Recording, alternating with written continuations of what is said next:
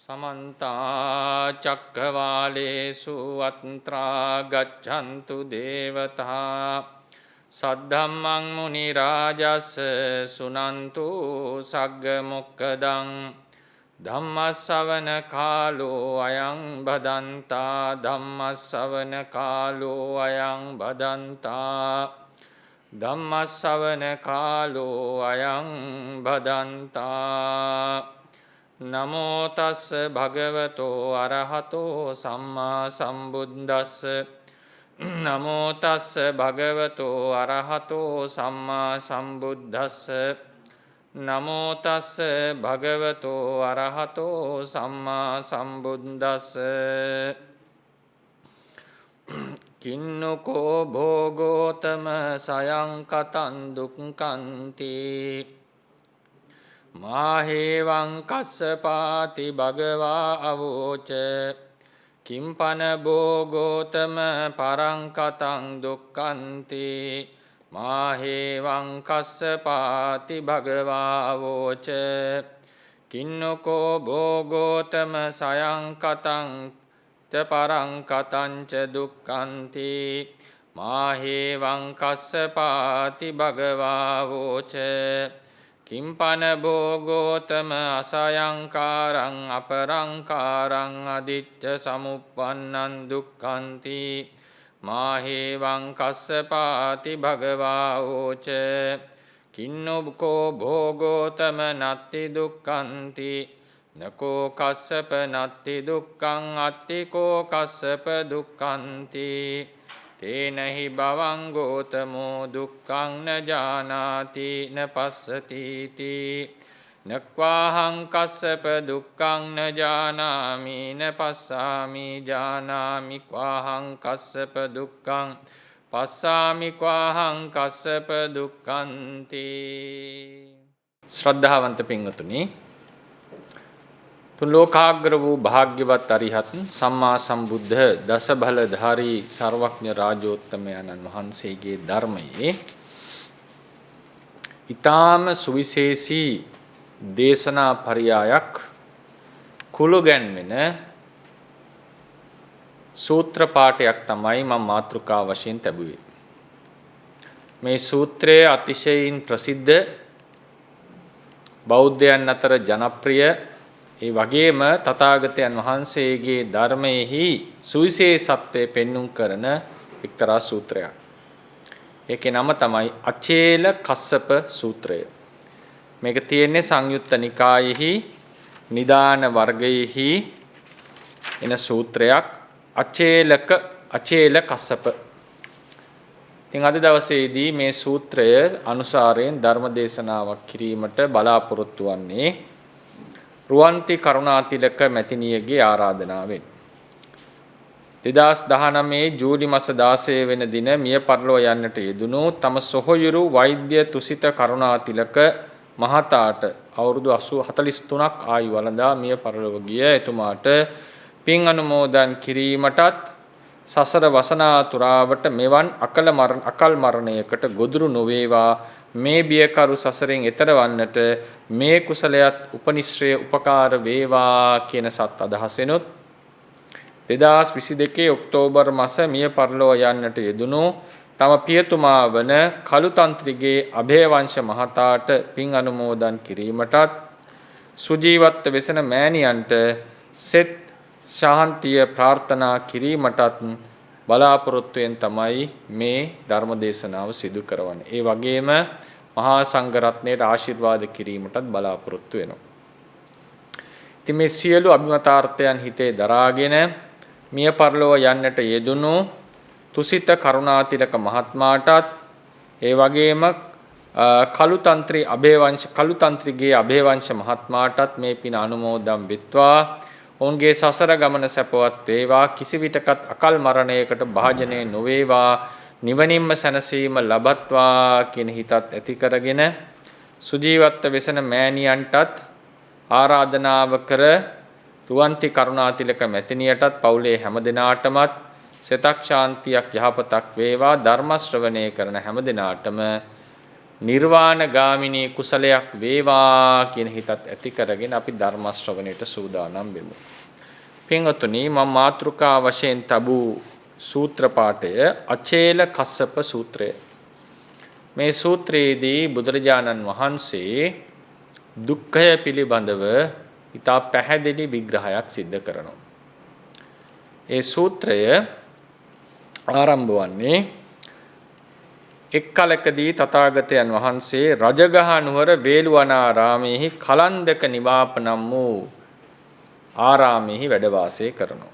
එවං මේ සුතං ඒකං සමයං භගවා රාජගහේ විහෙරති වේළුවනේ කලන්දක නිවාපේ අතකෝ භගවා පුබ්බන්න සමයං නිවාසෙත්වා පත්ත චීවර මාදාය රාජගහං පිණ්ඩාය පාවිසි. තථාගතයන් වහන්සේ මහත් වූ භික්ෂු පිරිසකුත් සමග පාසිවුරු පාත්‍ර සිවුරු අරගෙන රජගහ නුවරට පිඬු පිනිස වැඩම කරා ප්‍රවිෂ්ඨ වුණා. අද්දසාකෝ අචේලෝ කස්සපෝ භගවන්තං දූරතෝ ආගච්ඡන්තං. තථාගතයන් වහන්සේ එනවා දුරදීම අචේල කස්සප කියන මේ පරිබ්‍රාජක තුනා දුටුවා. දැකලා දිස්වාන යේන භගවා තේනුපසංකමී. දැකලා එතුමා භාග්‍යවතුන් වහන්සේ වෙත එළඹුණා. අචේල කියලා කියන්නේ චේල කියන්නේ වස්ත්‍රය කියන එක. නිර්වස්ත්‍ර ආජීවකේ තමයි මේ හිටියේ.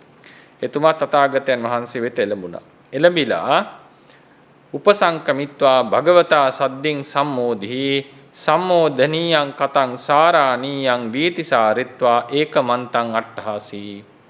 තථාගතයන් වහන්සේ සමග පිළිසඳර කතාවේ යෙදිලා සතුටු සාමිචි යෙදිලා තොරතුරු ටිකක් අහලා පැත්තකින් හිටගත්තා.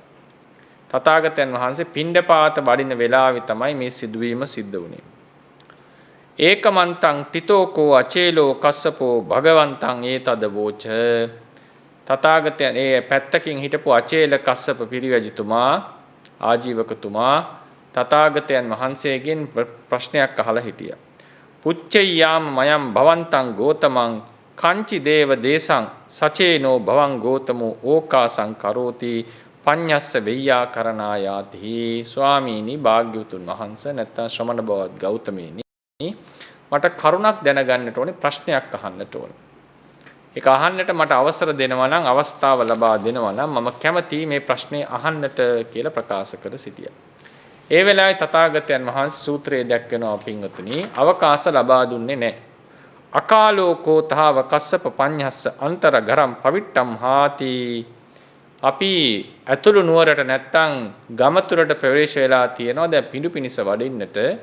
එම තැන් තැන්වල බණ කියන එක ගැලපෙන්නේ නැහැ.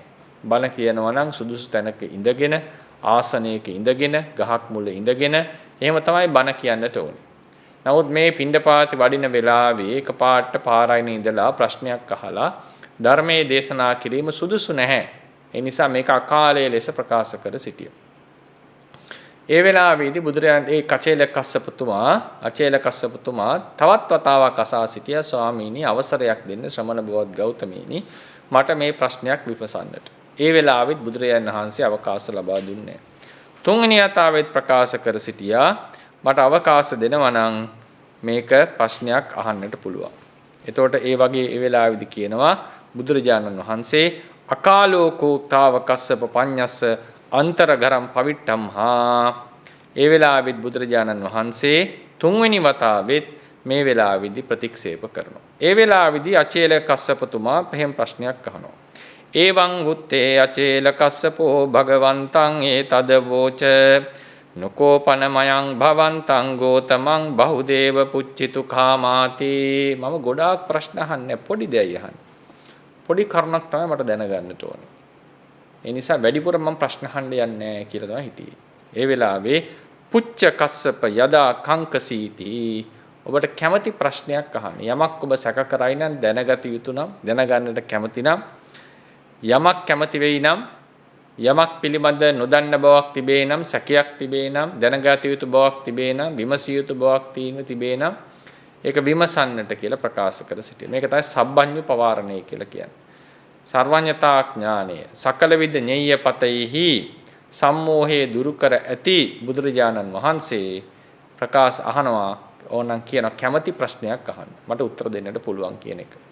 මේකට සබ්බඤ්ඤු පවාරණේ කියලා. ශ්‍රාවකයෝ එහෙම නෙවෙයි කියන්නේ. අහන්න දන්නවනම් විමසලා කරුණු දැනගෙන උත්තර දෙන්නම්. දන්නවනම් උත්තර දෙන්නම්. භාග්‍යවතුන් වහන්සේ කියන්නේ කැමැති ප්‍රශ්නයක් අහන්න. ඕන දෙයකට උත්තර දෙන්නට පුළුවන් නිසා. කින්නකෝ භෝගෝතම සයං කතං දුක්ඛන්ති. තාම වැදගත් ප්‍රශ්නයක් අහුවේ. මේ දුක්ඛය තමන් විසින් කරපු එකක්ද? මෙතන දුක්ඛය කියලා අහන්නේ පින්වත්නි මේ සංසාරික දුක්ඛය. ජාති ජරා ව්‍යාධ මරණ වලින් පීඩිත වෙච්ච මේ අපේ ජීවිතය කියන මේ දුක, ජීවිතයේ අත්දකින්න දුක්, වේදනා විඳින දුක්, කායික මානසික දුක්, ශරීරය පිළිසකර කරන්නට මහන්සි වෙන දුක්, කෙලෙස් සංතාප දුක්, මේ සියල්ලම මේ කියන දුක් ටික තමන්ම කරගත්ත එකක්ද? මේන් අදහස් කරලා තියෙන්නේ පූර්වාත්ම භාවයේහි මෙතුමා පුනර්භවයත් එක්ක කතා කරලා ප්‍රශ්නේ අහන්නේ. පූර්වාත්ම භාවයක තමන් කරපු කර්ම අනුවද මේ දුක් අපිට විඳින්නට සිද්ධ වන්නේ කියන එකයි මේ අහන්නේ. සයං කතං දුක්ඛං තමන්ම පෙර කරපු එකක විපාකයක් ලෙසද මේ අපි මේ සංසාර දුක විඳින්නේ කියන ප්‍රශ්නය අහා සිටියා. ඒතර මතක තියාගන්න මේ දුක් කියලා සලකන මේ ධර්මය නැත්තම් කායික මානසික දුක ඒට හේතු වෙන දේවල් මේ රූප ශරීරයේ මනස මේ සියල්ල ඒක සැපයක් ලෙස යාචේල කස්සපතුමා දකින්නෙත් නැහැ. මේකේ ලොකු ප්‍රශ්න ගොඩක් තියෙන එක පැහැදිලි විමසගෙන යනකොට. ජීවිතේහි කවදාවත් දැන් සියල්ල අවසానයි කල යුතු දේවල් නිමයි කියලා අවසන් වෙලා ඉන්නට පුළුවන් අවස්ථාවක් නැහැ. නිතර හැමදාම කන්නට බොන්නට ශරීරය පිරිසුදු කරගන්න මේ හැම දෙයක්ම මහන්සි වෙන්නට ඕන. මේකේ දුකෙන් පිරිච්ච දෙයක් මේ ජීවිතය කියලා කියන්නේ. ඒ නිසා අහනවා මේ දුක මේ සාංශාරික දුක සයං කතං දුක්ඛන්ති තමාම කරගත්ත එකක්ද? මා හේවං කස්සපාති භගවා වෝච. කස්සප එසේ කියන්න එපා. මා හේවං අවච. මා හේවං එසේ නොකියවයි බුදුරජාණන් වහන්සේ ප්‍රකාශ කර හිටියා. එසේ නොකියන්න. එහෙම කියන්නට එපා. කිම්පන භෝගෝතම පරං කතං දුක්ඛන්ති. දැන් තමන්ම කරේ නැහැ කියලා අහුවට පස්සේ ආයෙ නේද වෙන කෙනෙක්ද මේක කරේ? වෙන කෙනෙක්ද? ඒ කියන්නේ කලින් ආත්ම භාවයක මෙතුමා පුනර්භවයත් එක්ක තමයි ප්‍රශ්නේ අහන්නේ. වෙන කෙනෙක් කරපු කර්මවල විපාක වෙන කෙනෙක් විඳිනවද කියලා ප්‍රශ්නේ අහුවා. තව කෙනෙක් ඕනනම් කියන්න පුළුවන් මේක දෙවියන් වැනි වෙන සත්වයක් විසින් මේක නිර්මාණය කළාද කියලා. මෙතන විශේෂයෙන් අහන්නේ සසර වෙන කෙනෙක් ඉඳලා කලින් ආත්මික ඔහු කරපු පින්පව් වල නැත්තම් ආදී කර්මවල විපාක මේ වෙන කෙනෙක් විඳිනවද? ඒක පරං කතං දුක්ඛං. සයං කතං කියන්නේ තමන්ම කලින් ආත්ම භාවින්ද තමන් කරපු ඒවලින්මද මේ දුක විඳින්නේ. මා හේවං කස්සපාති භගවා වෝච. එහෙම කියන්න එපා කියලා බුදුරජාණන් දේශනා කරා. කින්නකෝ භෝගෝතම සයං කතං ච පරං කතං ච දුක්ඛන්ති. මොකද කියන්නේ බෝධගෞතම මේ දුක තමනුත් කරා අනිනුත් කරාද? ඒ කියන්නේ සමහර කට්ටියගේ ජීවිත තමන්ම කරලා තිනවා, සමහර කට්ටියගේ ජීවිත වෙන සත්වයක් කරපු එකක් වෙන අය දුක් විඳිනවාද? එතකොට ඒ නැත්තම් අපිට ඕනනම් ගන්න පුළුවන් මේ දෙකෙම එකමුතුවක්ද? ඒත සමහර අයගේ නම් තමන්ම කරපු දුක තමන් විඳිනවා, වෙන අය නම් වෙන කෙනෙක් කරපු කර්මවල දුක් තමන් විඳිනවා, වෙන කෙනෙක් විඳිනවාද? එතන මේ දෙකම මිශ්‍රණයක්ද මෙතන තියෙන්නේ කියලා අහුවා. මා හේවං කස්සපාති භගවා අවෝච. එහෙම කියන්න එපා කියලා බුදුරජාණන් දේශනා කරා. කිම්පන භෝගෝතම අසයංකාරං අපරංකාරං අදිච්ච සමුප්පන්නං දුක්ඛන්ති. එහෙමනම් දැන් තමනුත් කරේ නැත්තම් වෙන කෙනෙකුත් කරේ නැත්තම් තමනුත් වෙන කෙනෙකුත් කරා නොවේ නම් එහෙනම් මේ අසයංකාරං අපරංකාරං ඒ කියන්නේ තමනුත් නොකර වෙන කෙනෙකුත් නොකර අදිච්ච සමුප්පන්නං මේක ඉබේ හටගත් එකක්ද කියලා ඇහුවා. මේ දුක මේ අපි අත්විඳින දෙය. මා හේවං කස්සපාති භගවා අවෝච. එහෙම කියන්නත් එපා කියලා කිව්වා. නිකන් ඉබේ හටගත් එකකුත් දැන් ඔන්න බලන්න ප්‍රතිෂේධ කරපු ප්‍රශ්න ටික බුදුරජාණන් වහන්සේ අහලා හිටි බුදුරජාණන් වහන්සේගේ ප්‍රශ්න ඇහුවේ මේ දුක තමන් විසින් කළාද කියලා ප්‍රශ්නේ අහසලා හිටියා. තමන් විසින් කරපු එකක්. ඒ වෙලාවක එහෙම කියන්නට එපා. තමන් විසින් කරා කියලා කියන්නට එපා. වෙන කෙනෙකු විසින් කළාද මේ දුක? වෙන සත්වයක විසින් කරපු කර්මවල විපාකද අපි විඳින්නේ. එහෙම කියන්නටත් එපා කියලා කිව්වා. වෙන සමහර අය තමන් විසින් කරපු දුක විඳිනවා, සමහර අය වෙන අය කරපු දුක කර්මවල විපාක විඳිනවා. එහෙම කියන්නටත් එපා. එහෙම නැතුව මේක කවුරුත් විසින් කරා නෙවෙයි, මේක ඉබේ හටගත්තාද කියලා ප්‍රශ්නේ අහුවා. එහෙම කියන්නටත් එපා.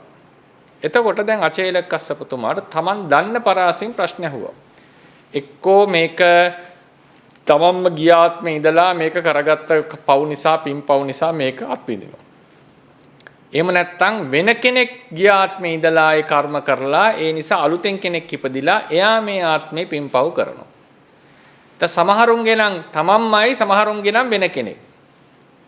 එහෙමද? එහෙමත් නැතිනම් එහෙම කවුරුත් කරපු එකක් නෙවෙයි, මේක ඉබේ හටගත් එකක්ද? බලන්න පින්වතුනි, මේ ප්‍රශ්න සියල්ලක්ම කැටි වෙලා තියෙන්නේ ආත්ම දෘෂ්ටිය, ආත්මවාදයේ වටා. තමන්ම කලින් ආත්මේ ඉඳලා පුද්ගලයෙක් සත්වයෙක් ලෙස කරපු කර්මවල ප්‍රතිඵලයක් ලෙස මේ ආත්මේ මේ දුක් විඳිනවද? මේ අත්දකින්නවද? නැත්තම් වෙන කෙනෙක් ඉඳලා තමන් මේ වෙන කෙනෙක් කරපු දේවල් අත්දකින්නවද? එහෙම නැත්තම් සමහර අය තමන්ම අත්දකිනවා, සමහර අය කරපු දේවල්, සමහර අය වෙන අය කරපු දේවල් අත්දකින්නවද? එහෙමත් නැත්තම් මේක අලුතෙන්ම තමන් හටගෙන මේ දුක් සියල්ලක්ම හේතුවකින් තොරව අදිච්ච සමුප්පන්නව හටගෙන මේක මේ දුක් විඳීම සිද්ධ වෙනවද? එතකොට මේ ආත්ම දෘෂ්ටිය පදනම් වුණාම තියෙන්නේ එක්කෝ ඒ ආත්මය විසීම මේක කරා. කලින් හිටියෙත් ඒ ආත්මයමයි කලින් ආත්ම භාවය. නැත්තම් කලින් ආත්ම භාවයේ වෙන කෙනෙක්, කලින් ජීවිතේ වෙන කෙනෙක්, මේ ජීවිතේ තව කෙනෙක්. පළවෙනි එක තමයි තමන්ම කලින් ජීවිතේ ඉඳලා ඒ ආත්මයෙන්ම තමන්ම ඒ කරපු දේවල් වලින් මේ ආත්මය මේ ජීවිතේට ඇවිල්ලා, කලින් ජීවිතේ හිටපු ආත්මයම මේ ජීවිතේට ඇවිල්ලා දුක් විඳිනවා. එහෙම නැත්තම් කලින් ජීවිතේ ඉඳලා තියෙන වෙන කෙනෙක්, මේ ජීවිතේ ඉන්නේ තව කෙනෙක්. ඒ කෙනා කරපු කර්මවල විපාක මේ කෙනා විඳිනවද? නැත්තම් සමහර අය තමන්ම කරපු කර්මවල විපාක විඳිනවා, සමහර අය වෙන අය කරපු කර්මවල විපාක විඳිනවා. එහෙම නැත්තම් දැන් ආත්මය නෙවෙයි පිළිගත්තේ.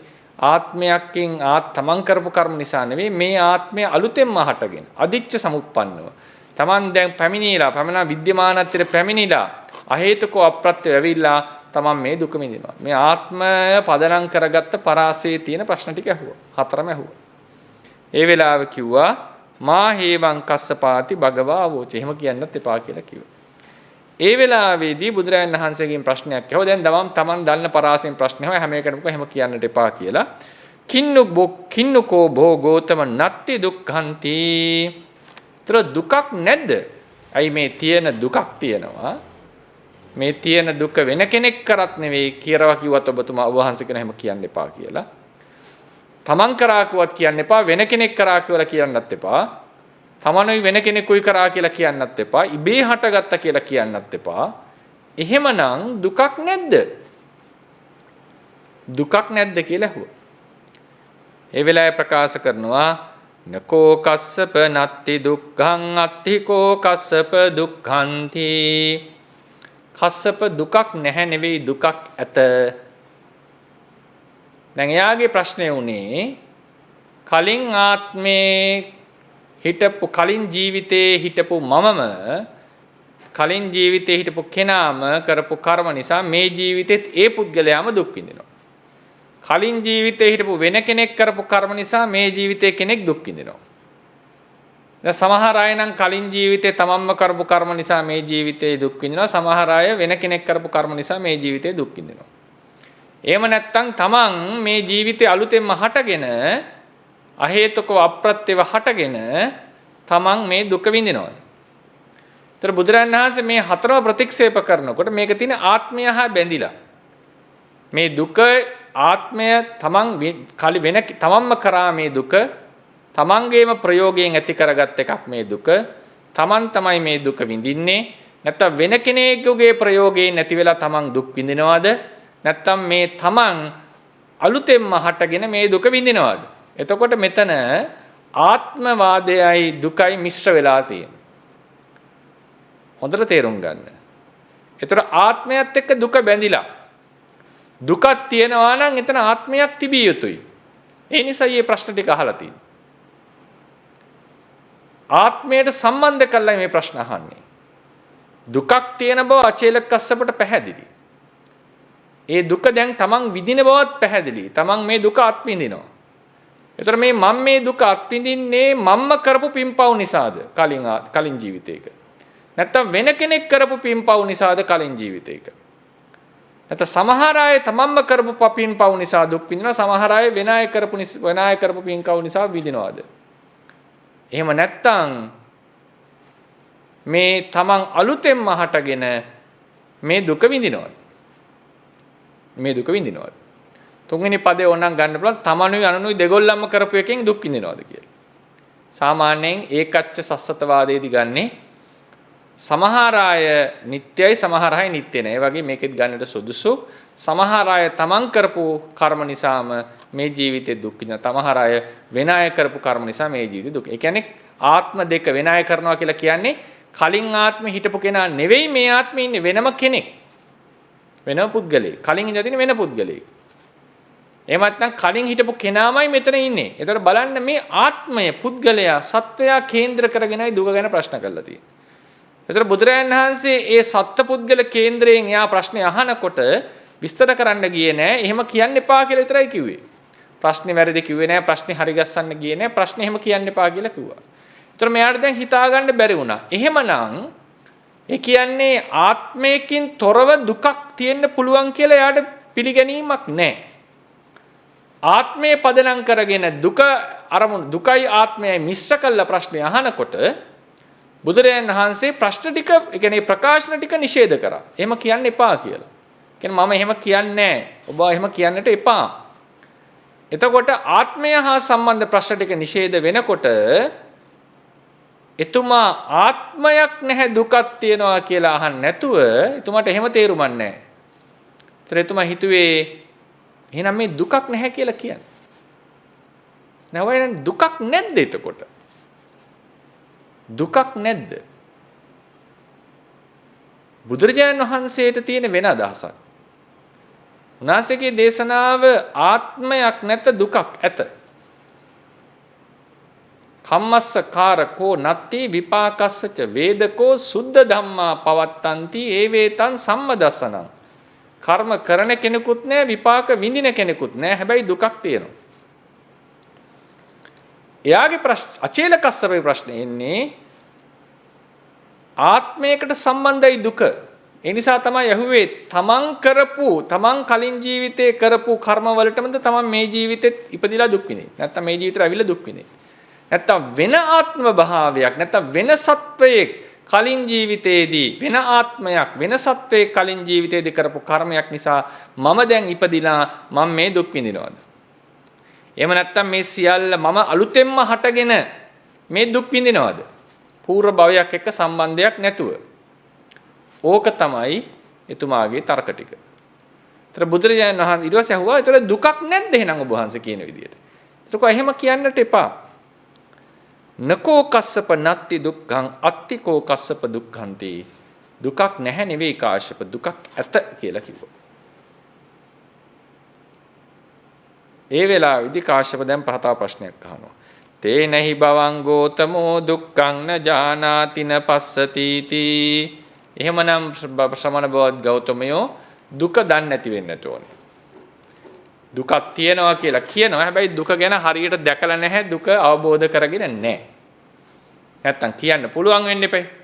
දුකක් තියෙනවා කියලාත් කියනවා නම් ඔබ වහන්සේ දුක එක්ක තමන් කරා වෙන්නට ඕනේ වෙන කෙනෙක් කරා වෙන්නට ඕනේ. එහෙම නැත්තම් සමහර අයගේ දුක තමන්ම කරා සමහර අයගේ දුක වෙන කෙනෙක් කරා. නැත්තම් දුක ඉබේ හටගත්තා. ඕකනේ වෙන්නට ඕනේ. මේ දුක ඉබේ හටගත්තා. වෙන කෙනෙක් කරා නෙවෙයි. මේ ජීවිතේ මම හටගෙන දුක කියන්නේ කවුරුත් වග කියන්න ඕනේ නැහැ මම මේ අත්දකින්න දුකට. මේක මේ අහේතුකෝ අප්‍රත්‍යව ඉබේ ඇති වෙච්ච දෙයක්. හේතුවක් හොයන්නට බෑ අපි මේ විඳින දුකට. එක්කෝ ඒක වෙන්නට ඕනේ. ඒතර ඔබ වහන්සේ මේ එකක්වත් කියන්නේ නැත්තම් දුකක් තියනවා කියලාත් පිළිගන්නවා නම් එහෙනම් දුක තියනවා කියලා දන්නවා දුකේ තොරතුරු දන්නේ නැහැ කියන එකයි මේ කියන්නේ. දුක ගැන හරියට අවබෝධයක් නැහැ කියන එකයි වෙන්නට ඕනේ කියලා අහුව ප්‍රශ්නේ. නක්වාහං කස්සප දුක්ඛං න ජානාමි න පස්සාමි. කාශ්‍යපේ මම දුක නොදන්නවත් නොදකින්නවත් නොවේ. ජානාමි ක්වාහං කස්සප දුක්ඛං පස්සාමි ක්වාහං කස්සප දුක්ඛන්ති. මම දුක හරියටම දන්නවා. විශිෂ්ට නුවණින් දැකගෙන තියෙනවා. දැනගෙන තියෙනවා. මම දුක දකිනවා. ජානාමි පස්සාමි. මේ වෙලාවේදී අචේලක කස්සපට දැන් හිතා ගන්න බැරි වුණා. තමන් දන්න පරාසයෙන්ම තමන් හිතපු තර්කන ක්‍රමයෙන් ප්‍රශ්නය අහුවා. සම්පූර්ණයෙන් වෙන උත්තරයක් හම්බුනේ. තමන් හිතපු නැති පරාසයකින් උත්තරේ හම්බුණා. දැන් මෙතුමාට දැනගන්න ඕනුණා මොකද්ද මේ ශ්‍රමණ බවත් ගෞතමයන්ගේ අදහස. එතුමා කියනවා, උන්වහන්සේ කියනවා දුකක් තියෙනවා කියලා. හැබැයි මේ දුක කලින් ජීවිතේ තමන්ම කරගත්ත එකකුත් නෙවෙයිලු, වෙන කෙනෙක් කරගත්ත එකක් නෙවෙයිලු මේ අපි අත්දකින්නේ අද. තමන්ම කලින් ජීවිතේ කරපු එකක් නෙවෙයි මේ ජීවිතේ අපි අත්දකින්නේ. වෙන කෙනෙක් කරපු එකක් නෙවෙයි මේ ජීවිතේ අපි අත්දකින්නේ. මේ දුක ඉබේ හටගත්තත් නෙවෙයි. තමන් පහළ වෙලා තමන් මේ දුක අත්දකින්නේ ඒ හේතුවට, ඒ විදිහට. එහෙම නැත්නම් තමන් කලින් ආත්ම භාවවල හිටියා වෙන්නට පුළුවන්. නමුත් තමන්ට දුක ලැබෙන්නේ අහේතුකව අප්‍රත්‍යව. තමන් සසර යනවා වෙන්නට පුළුවන්. හැබැයි මේ දුක අත්දකින්න අහේතුකව අප්‍රත්‍ය. එහෙම නැත්නම් තමනුත් අලුතෙන්ම හටගෙන ඉපදිලා මේ දුක අත්දකින්න. කිසිදු හේතුවක් ප්‍රත්‍යක් එකේ පෙන්වන්නට බෑ. එතකොට ඒ ටිකත් කියන්නේ ඒ ටික එහෙම කියන්නෙත් නෑ කියලා කියනවා. එහෙම කියන්නෙත් නෑ. හැබැයි දුකක් තියෙනවා. Taman දුක දන්නවා කියලාත් කියනවා. දකින්නවා කියලාත් කියනවා. මොකක්ද මේ මුන්හන්සේ මේ දකින්නවා කියන දුක? බලන්න දෘෂ්ටි ගතිකයා ඉන්න පරාසයෙන් ඔහුට අදාළ නොවන ඔහුට අල්ලගන්න බැරි ක්‍රමයෙන් උත්තර දීපු වෙලාවේ ඔහුට කුතුහලය ඇති වුණා. ඒ වෙලාවේ කාශ්‍යප අචේලක කාශ්‍යප ප්‍රකාශ කර සිටියා අර විදිහටම. මම තමන්මද පෙර ජීවිතේ කරපු කර්ම නිසා මේ ජීවිතේ දුක් විඳිනවාද කියලා අහුවොත් ඒකත් ඔබතුමා වහන්සේ කිව්වා එහෙම කියන්නට එපා කියලා. වෙන කෙනෙක් කරපු ඒවා නිසා මේ ජීවිතේ දුක් විඳිනවා කිව්වොත් එහෙම කරන්නත් කියන්නත් එපා කියලා කිව්වා. සමහර අය තමන් කරපු කර්ම නිසා දුක් විඳිනවා, සමහරු වෙන අය කරපු කර්ම නිසා දුක් විඳිනවා කිව්වම එහෙම කියන්නත් එපා කියලා කිව්වා. මේක අහේතුකව අප්‍රත්‍යව දුක විඳිනවා කිව්වත් එහෙම කියන්න එපා කියලා කිව්වා. දුකක් නැද්ද කියලාම දුක තියනවා කියලා කිව්වා. මම දුක දන්නේ නැද්ද කියලාම දුක දන්නවා කියලාත් කිව්වා. ඒ වෙලාවේදී කාශ්‍යප අහනවා ආචේල කාශ්‍යප ආචික්කතුමේ භන්තේ භගවා දුක්ඛං දේසේතුමේ භන්තේ භගවා දුක්ඛන්ති. ස්වාමීනි භාග්‍යවතුන් වහන්සේ මට දුක්ඛය දේශනා කරන සේක්වා, ප්‍රකාශ කර සිටින සේක්වා. මේ වෙනකම් භගවා කියලා කිව්වේ නැහැ. භගවා කියලා කිව්වේ නැහැ. බොහෝ ගෝතම කියලා ආමන්ත්‍රණය කරේ. දැන් ගෞරවයක් ඇති වුණා. උන්වහන්සේ මොන හරි විශේෂ දෙයක් දන්නවා. ඊට ඥානවන්තෙක් කියලා. ඊට පස්සේ ප්‍රකාශ අහලා හිටියා. එහෙනම් ස්වාමීනි මට අනුකම්පාවෙන් මේ දුක විස්තර කර දෙන සේක්වා කියලා. එතන මේකේ තව විශේෂ වැදගත් දෙයක් තියෙනවා. මේකේ බුදුරජාණන් වහන්සේ දුක ලෙස හඳුන්වලා තියෙන්නේ පංච උපාදානස්කන්ධ. ඒක ධම්මචක්කප්පවත්තන සූත්‍රයේදී පැහැදිලිවම දේශනා කරා. සංකිට්ඨේන පංච උපාදානස්කන්ධා දුක්ඛා කියලා. ඒ වගේම අනේක සූත්‍රවල රූපං දුක්ඛං, වේදනා දුක්ඛා, සංඥා දුක්ඛා, සංඛාරා දුක්ඛා, විඥානං දුක්ඛං මේ ආදී ලෙසට මේ දුක්ඛය දේශනා කරලා තියෙනවා. මෙතන දුක්ඛං කියලා ප්‍රකාශ කරන්නේ පින්වතුනි සංකත ධර්ම වලට නමක්. ඒ කියන්නේ අපේ චිත්තය, චෛතසික, රූප කියන මේ හේතුන් නිසා හටගන්න ලෞකික ධර්ම සියල්ලටම තථාගතයන් වහන්සේ දුක්ඛ කියලා නම් කරලා තියෙනවා. මේ ධර්ම සියල්ලක්ම දුක්ඛ ලක්ෂණයෙන් යුක්තයි. මොකද්ද දුක්ඛ ලක්ෂණය කියලා කියන්නේ? නිෂ්පර්යාය දුකක් තියෙනවා පින්වතුනි. නිෂ්පර්යාය දුක කියලා කියන්නේ ආයේ කිසිවකින් මනින්නට අවශ්‍ය නැති ඒකාන්ත දුක් වර්ග පහක් ලෝකේ තියෙනවා. පළවෙනි එක තමයි කායික දුක. කයේ ඇති වෙන පීඩාව. දෙවෙනි එක තමයි මානසික දෝමනස්සේ ශෝකය. මේක මනසේ ඇති වෙන දුකක්. තුන්වෙනි එක තමයි ක්ලේශ ਸੰతాපය, කෙලෙස් වලින් ඇති කරන පීඩනය, අසහනය. හතරවෙනි එක තමයි ප්‍රත්‍ය උත්සාහවත් වෙලා සකස් කරලා දේවල් උපදවන්නට යන බව. ප්‍රත්‍ය සකස් කරන බව. ප්‍රත්‍ය හොයන බව. සත්‍ය එක්කාසු කරන බව. වෙහෙසෙන්නට වෙන බව. යමක් නිපදවන්නට උපදවන්නට වෙහෙසෙන්නට වෙන බව. සංඛාර දුක්ඛය. අபிසංකරණ දුක්ඛය. පස්වෙනි එක තමයි යම් කිසි ධර්මයක් හටගෙන දිරලා බිඳෙනවා නම් දිරීමෙන් පහර ලැබීම නිසා ඒ පොඩි කාලය තුල නමුත් සතතව වෙනස් වෙවි යන බව. වෙනස් වෙනවා කියලා කියන්නේ යමක් හට ගන්නවා ඒක දිරනවා බිඳෙනවා. සිතක් වුණත් චෛතසිකයක් වුණත් රූපයක් වුණත්. ඒ පොඩි කාලයේදී මේ හට ගැනීම ජරාවටපත් වීමෙන් පීඩාවටපත් වෙනවා. ජරාවටපත් වීම මරණයෙන් පීඩාවටපත් වෙනවා. උපාදයේ තිතියෙන් තිතිය බංගේ. මේකට සියල්ලටම හේතුව ජරාව නැමැති ගින්නෙන් හසු වීම. ජරාව නැමැති ධර්ම නියාමයට හසු වීම. ඒ නිසා ස්ථාවරව ධර්මයක් තියෙන්නේ නැහැ. නිතරම අස්ථා වෙනස් වී තමයි පවතින.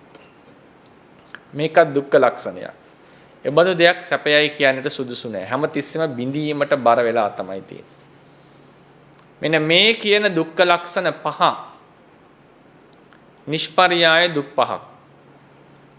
එතකොට ලෝකයේ පවතින යම් කිසි දෙයක් මේ දුක් පහ වෙත දුවනවා නම් දුක් පහ වෙත යොමු වෙනවා නම් දුක් පහට හේතු වෙනවා නම් අපේ රූපේ වෙන්න පුළුවන් සිත වෙන්න පුළුවන් අපේ හැඟීමක් වෙන්නට පුළුවන් චෛතසිකයක් ගුණධර්මයක් නුගුණයක් වෙන්නට පුළුවන් ඒක හේතු කරගෙන කායික දුක හෝ මානසික දුක හෝ අபிසංකරණ දුක හෝ ක්ලේශ සන්තාප දුක හෝ ඇති වෙනවා නම් එහෙම නැත්නම් යම් ධර්මයක් තුල අර කියපු වෙනස් වෙන බව තියෙනවා නම් මෙන්න මේ ලක්ෂණ වලින් යුක්ත හැම දෙයක්ම දුක්ඛයක් ලෙස අර්ථකථනය කරලා තියෙනවා. ඒ වගේම මේවට හේතු භූත වෙනවා නම් යමක් ඒකත් දුක්ඛයක්.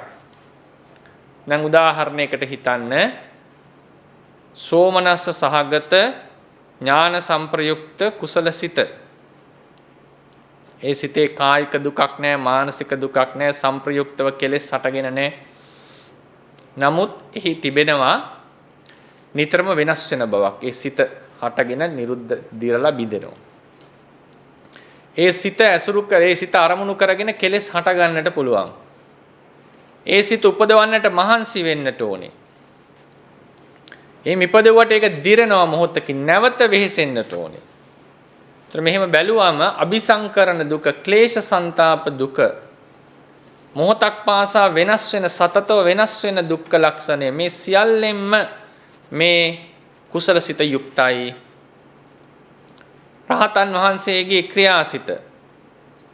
රහතන් වහන්සේගේ ක්‍රියාසිත කායික දැන් උදාහරණ සෝමනස්ස සහගත ඥාන සංප්‍රයුක්ත ක්‍රියාසිත.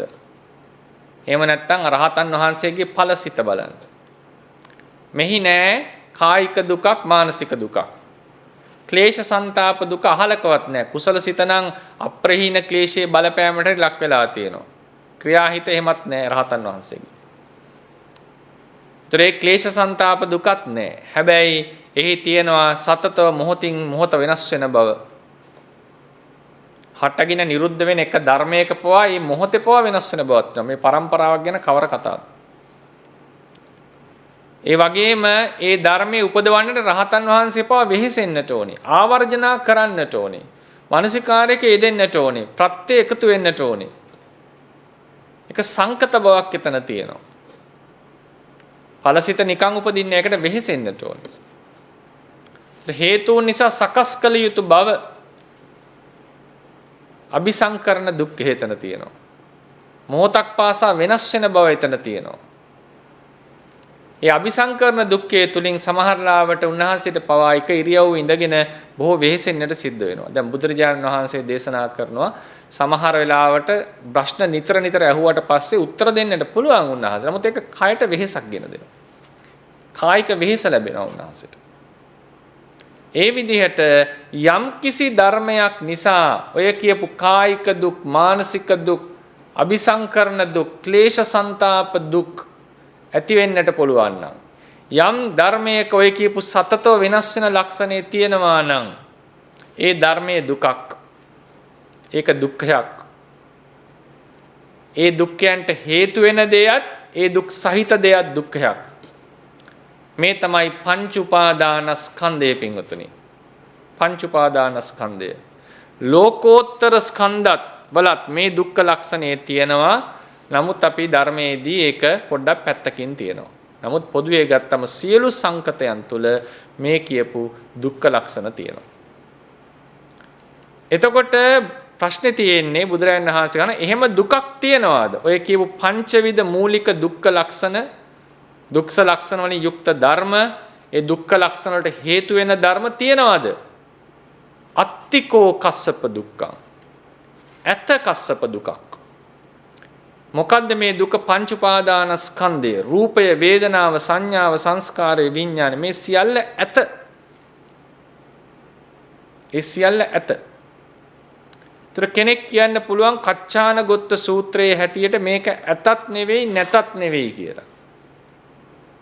එතන අදහස් කරපු ඇති නැති භාවයේ පරමාර්ථ ධර්මවල විද්‍යමාන අවිද්‍යමාන භාවයේ නොවේ.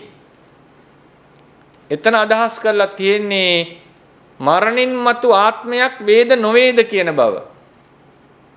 මේ අචේල කස්සප සූත්‍රයේ ප්‍රශ්නය අහන්නේ ආත්මය සම්බන්ධයෙන්. කච්චානගොත්ත සූත්‍රයේදී දේශනාව කරන්නේ මරණින් මතු ආත්මයේ වේද නොවේද කියන ප්‍රශ්නය සම්බන්ධයෙන්. යමෙක් කිව්වොත් මරණින් මතු ආත්මයේ වේ ඒක ඇත එක අන්තයක්. මරණින් මතු ආත්මයක් ඇත. මරණින් මතු ආත්මයක් නැත නැත්ති ඒක තව අන්තයක්. එහෙම නැතුව මේ දුක්ඛයක් ඇතද නැද්ද කියලා අහුවොත් අත්තිකෝ කස්සප දුක්ඛං දුකක් ඇත. ඇත යනු එකාන්තයක් නැත යනු තවහන්තයක් නම් බුදුරජාණන් වහන්සේමයි මේ අචේල කස්සප සූත්‍රයෙන් අන්තයකට වැටලා තියෙන්නේ. කොහොමද මේ පාඨය කියන්නේ? බුදුරජාණන් වහන්සේකින් විමසපු වෙලාවේදී කින්නකෝ භෝ ගෝතම නත්ති දුක්ඛන්ති කිමෙක්ද බවත් ගෞතමේනි දුකක් නැතිද?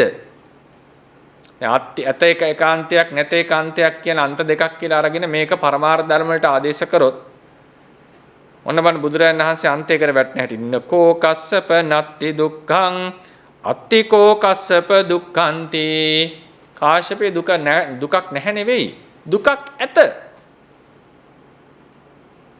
දුකක් ඇත. මොකද්ද? සංකිට්ඨේන පංච උපාදාන කන්දා දුක්ඛා. මේ පංච උපාදානස්කන්ධේ නම් වූ දුක්ඛය ඇත. එහෙම දුකක් තියෙනවා. ඒ නිසා කච්චානගොත්ත සූත්‍රයේ ඇත යනු ඒකාන්තයක් නැත යනු ඒකාන්තයක් කරන මේ දුකට සම්බන්ධ එකක් නෙවෙයි. එහෙම එකක් සම්බන්ධ වෙච්ච ගමන්ම අචේල කස්සප සූත්‍රයෙන් බුදුරජාණන් වහන්සේම තමන් කියපු දෙය එකිනෙකට පරස්පර විරෝධී වෙනවා. එහෙම ගන්න සුදුසු නෑ එක සූත්‍රයක් විතරක් කතා කරලා. මේ හැම එකක්ම බලන්නට ඕනේ. අචේල කස්සප සූත්‍රයේදී පැහැදිලිවම දේශනා කරලා තියෙනවා අත්තිකෝ කස්සප දුක්ඛං දුකක් ඇත. මොකද්ද මේ දුක? පංච උපාදානස්කන්ධය. කායික දුක, මානසික දුක, ඒ දුක්ඛයන්ට හේතු වෙන ධර්ම මේවයි දුක. ජාතිපි දුක්ඛා, ජරාපි දුක්ඛා කියලා කියන්නේ පංච උපාදානස්කන්ධයක පහළවීමක්, පංච උපාදානස්කන්ධයක දිරීමක්, පංච උපාදානස්කන්ධයක මිය යෑමක්. කැමැති පංච උපාදානස්කන්ධවල ඒ බලාපොරොත්තු ආකාරයකින් නොපැවතීමක්. පංච උපාදානස්කන්ධේ නොදිරී නොබිදී නොමෙරී නොපැවතීමක්. මේ සියලු දුක්ඛයන් පවතින්නේ පංච උපාදානස්කන්ධයේ කෙරෙහි. පංච උපාදානස්කන්ධය තමයි සංක්ෂේප වශයෙන් දුක්ඛය. ඒ පංච උපාදානස්කන්ධය ඇත. ඒ කච්චානගොත්ත සූත්‍රයේ තියෙන අත්ථීති ඒකෝවන්තෝ නත්ථීති ඒකෝවන්තෝ කියන එකත් එක්ක පටලවා ගන්නට එපා. කවුරු හරි අහුවොත් ඒක පැහැදිලිවම කියන්නේ. ගොඩාක් අය මේ ප්‍රකාශනය අරගෙන තියෙනවා. ඇත කියන්නත් නැහැ නැත කියන්නත් නැහැ කියන්න ඕනේ. එහෙම එකක් නෙවෙයි. තේරවාදයේ හැටියට පංච උපාදානස්කන්ධය ඇත. එය තමයි දුක. ඒකේ වාදයක් නැහැ තේරවාදය ඇතුලේ. කච්චානගොත්ත සූත්‍රයේ ඇත සහ නැත කියලා කිව්ව මරණින් මතු ආත්මයක් ඇත මරණින් මතු ආත්මයක් නැත කියන එක. වෙන කිසිවක් නෙවෙයි ඒක අදහස් කරලා තියෙන්නේ. ඒකෙත් අවසානයේ දේශනා කරනවා දුකක්ම හට ගන්නවා දුකක්ම නිරුද්ධ වෙනවා කියලා. ඒතර කෙනෙක්ට එන්න පුළුවන් ප්‍රශ්නයක් තමයි යමක් හටගෙන නිරුද්ධ වෙනවා නම් හේතුන් නැති කල්ලි හටගෙන නිරුද්ධ වෙන හේතුන් නැති කල්ලි නොහට ගන්නා වූ ධර්මයක් ඇතයයි කියන්නේ සුදුසුද? බුදුරජාන් වහන්සේමයි ඇතයයි කියලා තියෙන්නේ. හේතු නැති කල්ලි දුක හට ගන්නවා, හේතු නැති කල්ලි දුක නොහට ගන්නවා, නිරුද්ධ වෙනවා, නොහට ගන්නවා. හටගෙන යමක් නිරුද්ධ වෙයි නම්, ඉපදෙලා බිඳෙයි නම්, හේතුන් නැති කල්ලි හටග හේතුන් ඇති කල්ලිම ඉපදී බිඳෙයි නම්, හේතුන් නැති කල්ලි නොහට ගනී නම්, එබඳු ධර්මයක් සදාතනිකව නැත. ඒක හරි. සදාතනිකව තියෙනවා නම් තියනවා කියන්නේ වෙන්නේ නිර්වාණ ධාතුවට පමණයි. නමුත් ඒ මොහොතෙහි ඒ ෂණයෙහි හටගෙන නිරුද්ධ වෙන කාලයේ ඇතුළතදී මේක ඇතද නැතද? ඇත. විද්‍යමානයි. අත්හි. ඒ පංච උපාදානස්කන්ධය ඒ තමයි බුදුරජාණන් වහන්සේ ඇත කියලා දේශනා කරේ. කවුරු හරි කිව්වොත් හේතුන් නිසා හටගන්න නිසා ඇතයයි නොකිය යුතුයි, හේතුන් නිසා හටගෙන නිරුද්ධ වෙන ධර්මයක් ඇතයයි නොකිය යුතුයි, හේතුන් නිසා හේතුන් නැති කලින් නොහට ගන්නා වූ ධර්මය ඇතයයි, ඒ කියන්නේ ඒ වගේ ධර්ම ස්වභාවයක් හේතුන් නිසා නොහට ගන්න ධර්මයක් නැහැ. ඒක හරි. නමුත් යම් ධර්මයක් හේතු නැති කල්ලි පමණයි නම් හටගන්නේ, හේතු නැති කල්ලි හටගන්නේ නැතිනම් ඒ හටගෙන බින්දෙන ධර්මයේ මොහොතේවත් ඇත කියන්නේ සුදුසු නැහැ කියලා කියනවා නම් ඒක ඔවුන්ගේ මති මතාන්තරයක් පමණයි. ඒක තනිකර පෞද්ගලික අදහසක්. තමන් හිතාගත්ත විදිහට, තමන් හිතාගත්ත ණය ක්‍රමයකට අදහස් කරපු එකක්. එහෙම නැත්නම් තේරවාදයේ තියෙන අදහසක් නන් නෙවෙයි. නිසා මේක විශේෂයෙන් මතක තියාගන්න. දුක්ඛ යනු පංච උපාදානස්කන්ධයයි ධම්මචක්කප්පවත්තන සූත්‍රයේදී. ඒ වගේම අනේක සූත්‍රවල පංච උපාදානස්කන්ධය අනිත්‍යයි, දුකයි, අනාත්මයි කියලා දේශනා කරලා තියෙනවා. ඒ පංච උපාදානස්කන්ධ සංඛ්‍යාත දුක්ඛය ඇත අචේල කස්සප සූත්‍රයේදී පැහැදිලිවම දේශනා කරලා තියෙනවා. අත්තිකෝ කස්සප දුක්ඛං. එතකොට තමයි අචේල කස්සප අහන්නේ එහෙනම් මට මේ දුක විස්තර කරලා දෙන්න. එතකොට බුදුරජාණන් වහන්සේ කොහොමද විස්තර කරන්නේ? සෝ කරෝති සෝ පටිසංවේදියති තිකෝ කස්සප ආදිතෝ සතෝ සයං කතං දුක්ඛන්ති ඉති වදං සස්සතං ඒතං පරේති. කොහොමද පාඩේ අපි තේරුම් ගන්නේ? සෝ කරෝති සෝ පටිසංවේදියති තිකෝ කස්සප ආදිතෝ සතෝ කියන එක සන්තස්මින් නැත්තම් සති කියලා ගන්නට ඕනේ. ආදිතෝ සති සෝ කරෝති සෝ පටිසංවේදේති. යමෙක් කර්ම කරයි නම් ඔහුම විපාක විඳී. සෝ කරෝති ඔහු කරයි, සෝ පටිසංවේදී ඔහුම විඳී. තමන් කරපු කර්මය තමන්ම විඳිනවා. ඉති යයි කස්සප කාශ්‍යපය ආදිතෝ සති. යමෙකුට මුලදිම මෙහෙම අදහසක් තිබේ නම් සයං කතං දුක්ඛන්ති ඉති වදං සස්සතං ඒතං පරති. ඒ අදහසේ ඉඳලා කවුරු හරි කියනවා නම් තමන් කරපු එක තමන්මයි විඳින්නේ කියලා, ඒ නිසා සයං කතං දුක්ඛම් මේ දුක මම්ම කරගත්ත එකක් කියලා කවුරු හරි කියනවා නම් ඒ පුද්ගලයා ඉති වදං සස්සතං ඒතං පරති. ඉති වදන්තෝ සස්සතං ඒතං පරේති. එසේ කියන කෙනාගේ එම අදහස සාස්වතේ නැත්තම් එසේ කියන කෙනාගේ එම අදහස සාස්වතේ වෙත පැමිණෙනවා. සාස්වත දෘෂ්ටියට යනවා. කොහොමද ඒක අටුවාවේ විස්තර කරන්නේ? ඉති එවං වදන්තෝ ආදිතෝ සස්සතං දීපේති. එහෙම කවුරු හරි කියනවා නම් මුලින්ම ඔහු සාස්වත දෘෂ්ටිය තමයි මතු කරන්නේ. ඒ කියන්නේ නිත්‍ය ආත්මයක් කලින් හිටපු මම්ම තමයි මේ ඉන්නේ. කලින් ජීවිතේ මම්මයි මේ ඉන්නේ කියන සාස්වත නිත්‍ය ආත්මය ගැනයි මේ කතා කරලා තියෙන්නේ. සස්සතං ගන්හාති සාස්වත දෘෂ්ටිය ගන්නවා. කස්මා කවරක් නිසාද? තස්ස හිතං දස්සනං ඒතං පරේති. ඔහුගේ ඒ දර්ශනය සාස්වත දෘශ්‍යයට පැමිණෙනවා. ඇයි ඒ? කාරකංච වේදකංච ඒකමේව ගන්හන්තං ඒතං සස්සතං උපගච්ඡති इति අත්තෝ අන්න විස්තරය. කාරකංච වේදකංච ඒකමේව ගන්හන්තං කරන කෙරයි විඳින කෙනයි එක්කෙනාමයි කියලා කවුරු හරි ගත්තොත් කාරකංච වේදකංච ඒකමේව ගන්හන්තං ඒතං සස්සතං උපගච්ඡති इति අත්තෝ ඒ කෙනාගේ ඒ දර්ශනය සාස්වත දෘෂ්ටිය වෙත එළඹෙනවා. ඇයි? කලින් ආත්ම භාවයෙහි නැත්තම් ජීවිතයේහි කලින් ජීවිතයක කර මමමයි කර්ම කරේ ඒ මමමයි මේ ඉපදිලා විපාක විඳින්නේ. එතකොට එකම එක්කෙනා තමයි දිගට ගිහිල්ලා තියෙන. හරියට කුරුල්ලෙක් ගහකින් ගහකට පියාඹන්නා වගේ. මේ තමයි ශාස්වත දෘෂ්ටිය, පුද්ගලවාදීත්වය. එතකොට යම් කෙනෙක් කිව්වොත් සයන් කතං දුක්ඛං තමන්ම කරපු කර්ම වලින් තමන්ම විඳිනවා කියලා ඒක ශාස්වතයට වැටෙනවා.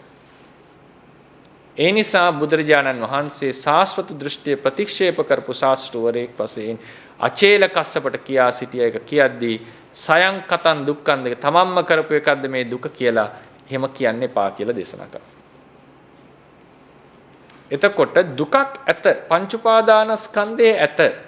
ඒ පංච උපාදානස්කන්ධය කියන මේ දුක නැත්තම් අපි අත්විඳින කායික මානසික වේදනා සියල්ල කලින් ආත්ම භාවයේ මම ඉඳලා මම්ම කරපු විපාකයකින් මම විඳිනවා නෙවෙයි.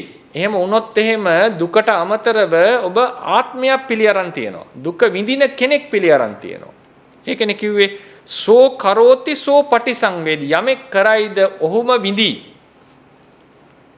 යමෙක් කරයිද ඔහුම විඳී. එතකොට දුකට අමතරව ආත්මයකුත් පිළි අරගෙන තියෙනවා. දුකට අමතරව බුදුරජාණන් වහන්සේ දුක පිළිගත්තා. පංච උපාදානස්කන්ධය පිළිගත්තා. ඒක ඇත. නමුත් ඒ පංච උපාදානස්කන්ධයක් මේ භවයේ හටගන්නට කර්මයක් කරපු කර්මයකුත් ඇත. කර්මයක් කරපු කෙනෙක් නැහැ. කර්මය කියන්නේ පංච උපාදානස්කන්ධයේම කොටසක්. පංච උපාදානස්කන්ධයේම කොටසක් වූ කර්මයක් හේතු කරගෙන තමත් පංච උපාදානස්කන්ධයක් හටගෙන තියෙනවා. එහෙම නැතුව එතන සත්වයේ කර්මයක් කරලා ඒ සත්වයාම මේ අලුත් පංච උපාදානස්කන්ධයක් හෝ දුක්ඛයක් ලැබලා විඳිනවා නොවේ. මේක තමයි බුදුරජාණන් වහන්සේගේ දේශනාව. ඒ නිසා කිව්වා කවුරු හරි එහෙම කිව්වොත් සයන් කතං දුක්ඛං කියලා ඒ කෙනා මුලින් ඉඳන්ම සාස්වත දෘෂ්ටියට වැටලා ඉන්නේ. යාගේ දර්ශනයම සාස්වත දෘෂ්ටිය තමයි තියෙන්නේ. ඊළඟට පරං කතං දුක්ඛං වෙන කෙනෙක් කරපු කර්ම නිසා අපි දුක් විඳිනවද කියලා අහුවොත්. අඤ්ඤෝ කරෝති අඤ්ඤෝ පටිසංවේදියති තිකෝ කස්සප වේදනාබි තුන්නස්ස සතෝ පරං කතං දුක්ඛන්ති इति වදං උච්ඡේදං ඒතං පරේති. අඤ්ඤෝ කරෝති අඤ්ඤෝ පටිසංවේදියති इति කරන්නේ වෙන කෙනෙක් විඳින්නේ තව කෙනෙක්. අඤ්ඤෝ කරෝති අඤ්ඤෝ පටිසංවේදියති इति වෙන කෙනෙක් කරනවා වෙන කෙනෙක් විඳිනවා. කලින් ආත්ම භාවයේ හිටපු කෙනා නෙවෙයි මේ ආත්ම භාවයේ දුක් විඳින්නේ. මේ ආත්මේ මම මොනවා කරත් වෙන කෙනෙක් තමයි ඊළඟ ආත්මේ දුක් විඳින්නේ. මෙහෙම අදහසක් සමහරුන්ට තියෙනවා. මේකත් බලන්න ආත්ම දෘෂ්ටියට යුක්තයිනේ. කලින් ආත්මේ හිටපු කෙනා කරපු කර්ම නිසා මේ ආත්ම භාවයක් ලැබිලා කවුරු හරි මම කියලා කෙනෙක් පහළ වෙලා එයා මේ කර්ම කරනවා. එයා මේ දුක් විඳිනවා සමාවෙන්. දුක් විඳිනවා. මේ මමත් මොනවා හරි කර්මයක් කරලා ඊළඟ ආත්ම භාවයේ වෙන කෙනෙක් ඉපදිලා ඒ වෙන පුද්ගලයෙක් එයා එතන වේදනාව විඳිනවා. එයා කර්ම කළ තව කෙනෙක් ඉපදිලා ඊළඟට පස්සේ එයා වේදනාව විඳිනවා. මේ බැලුවම ආත්මවාදයෙන් මේක වෙනස් වෙලා නැහැ. වෙනස තියෙන්නේ අතන කතා කරේ එකම ආත්මය තමයි මේ සසර සැරිසරන්නේ. මෙතන කතා කරන්නේ භවයෙන් භවයට ආත්මය වෙනස් වෙනවා කියන එක. භවයෙන් භවයට ආත්මය වෙනස් වෙනවා කියන එක. ඒතර මේකට කියන උච්ඡේදය. කොහොමද උන්වහන්සේකට උත්තර දුන්නේ? විස්තර කරේ. අඤ්ඤෝ කරෝති අඤ්ඤෝ පටිසංවේදේත් වේදියති තී කෝකස්සප වේදනාබි තුන්නස්ස සතෝ කවුරු හරි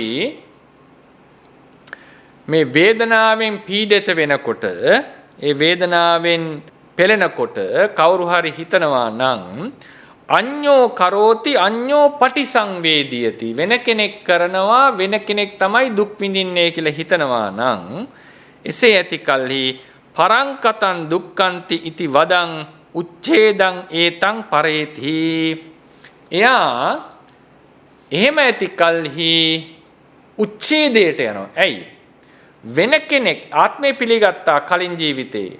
මේ වෙන කෙනෙක් තමයි ඉපදිලා දුක. ඒ ආත්මේ ඒ ජීවිතෙන් සිඳිලා එතකොට. උච්ඡේදය කියන්නේ ආත්මේ සිඳීම. කලින් ආත්මේ සිඳිලා මේ අලුත් ආත්මයක් පහළ වෙලා විඳිනවා. මේ ආත්මය කරන කර්ම මේ ආත්මය මරණින් සිඳෙනවා. මේ ආත්මය කරපු කර්ම නිසා ඊළඟ භවයේ තවත් ආත්මයක් තවත් පුද්ගලයෙක් ඒ දුක සැප විඳිනවා. ඒ පුද්ගලයාත් කර්ම කරනවා. ඒ පුද්ගලයා හෝ ආත්මය ඒ මරණින් සිඳෙනවා. එයාගේ කර්ම නිසා වෙන කෙනෙක් ඉපදිලා වෙන කෙනෙක් විපාක විඳිනවා. සැප හෝ දුක් විඳිනවා. විශේෂයෙන් දුක් විඳිනවා. මෙතනදී බලන්න උච්ඡේදයට යන්නේ ආත්මය සිඳෙනවා. භවයෙන් භවයට ආත්මය සිඳෙනවා. උච්ඡේද දෘෂ්ටි එකක් තමයි මොනවත් නැහැ මෙතනින් පස්සේ. මේක සම්පූර්ණයෙන් ඉවරයි කියන එක උච්ඡේදයක්. අචේල කස්සප මේ අහපු ප්‍රශ්නේදී පරංකතං දුක්ඛං කියලා කියන්නේ එක ජීවිතයක හිටපු පුද්ගලයා සිඳිලා වෙන පුද්ගලයෙක් තව ජීවිතයක විපාක විඳිනවා කියලා ගත්තොත් එතනක් තියෙන උච්ඡේදයක්. භවයෙන් භවයට ආත්මය සිඳෙනවා අලුත් ආත්ම හටගෙන යනවා. සාස්වතේ කියන්නේ එකම ආත්මය තමයි භවයෙන් භවයට දිගටම යන්නේ. එතකොට මේ දේශනාවත් උච්ඡේද බුදුරජාණන්සේක පිළිගන්නෙත් නැහැ. මොකද හේතුව ආත්මයක් එක්ක සම්බන්ධයි මේ දෘෂ්ටියත්. පුද්ගල බද්ධයි, පුද්ගල ප්‍රතිබද්ධයි, පුද්ගලවාදයක් තියෙන මෙතන. ඊට පස්සේ බුදුරජාණන් දේශනා කරනවා ඒතේතේ කස්සප උබෝ අන්තේ අනුපගම්ම මජ්ජේන තථාගතෝ ධම්මං දේසේති. කාශ්‍යපය මේ අන්ත දෙකට වැටෙන්නේ නැතුව තථාගතයෝ මධ්‍යයෙන් ධර්මයේ දේශනා කරනවා. මොකද්ද මේ අන්ත දෙක? කොහොමද අටුවා විස්තර කරන්නේ? යේ සස්සත උච්ඡේද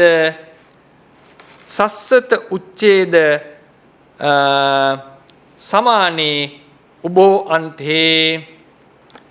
මේ සාස්වත උච්ඡේද කියන මේ අන්ත දෙක මේ සාස්වත උච්ඡේද කියන සංකාතේ සස්සත උච්ඡේද සංකාතේ මේ සාස්වත සහ උච්ඡේද නම් වූ උබෝ අන්තේ අන්ත දෙක අනුපගම්ම ඒ අන්ත දෙකට නොපැමිණ පහාය ඒ අන්ත දෙක අතහැරලා අනල්ලී යිත්වා එහි නොඇලී ඒට නොවැටි මජ්ජේන තථාගතෝ ධම්මං දේසේති. තථාගතයන් වහන්සේ මධ්‍යයෙන් ධර්මයේ දේශනා කරනවා. සාස්වතයට ගියොත් ආත්මය එක දිගටම එක විදිහට පවතිනවා. කරන කෙනාම දුක සැප විඳිනවා කියන කාන්තය. උච්ඡේදයට යනකොට වෙන කෙනෙක් කර්ම කරලා වෙන කෙනෙක් විඳිනවා කියන භවයෙන් භවයට ආත්මයේ සිඳෙන උච්ඡේදයට යනවා. ඒ අන්ත දෙකට නොයා තථාගතයන් වහන්සේ මධ්‍යයෙන් ධර්මයේ දේශනා කරනවා. මොකද්ද මේ මධ්‍ය? සාස්වත උච්ඡේද සස්සත උච්ඡේද සංඛාතේ උබෝ අන්තේ අනුපගම්ම. සාස්වත උච්ඡේද කියන අන්ත දෙකට නොඇටි මේකම තමයි දේශනා කරේ කච්චානගොත්ත සූත්‍රයේ. උබෝ අන්තේ අනුපගම්ම මජ්ජේන ධම්මං දේසේති. එතන උබෝ අන්තේ උනේ අත්ති නත්ති. මොකක්ද ඒ කිව්වේ? මරණින් මතු ආත්මය ඇත, මරණින් මතු ආත්මය නැත. මේ කිව්වෙත් ඒ විදිහටමනේ. කලින් භවයේ කරපු කෙනාගේ ආත්මයමයි මේ තියෙන්නේ. කලින් භවයේ පින්පව් කරපු කෙනාගේ ආත්මය නෙවෙයි වෙන ආත්මයක් මේ තියෙන්නේ. ඒ ආත්මය එතන සිඳුණා.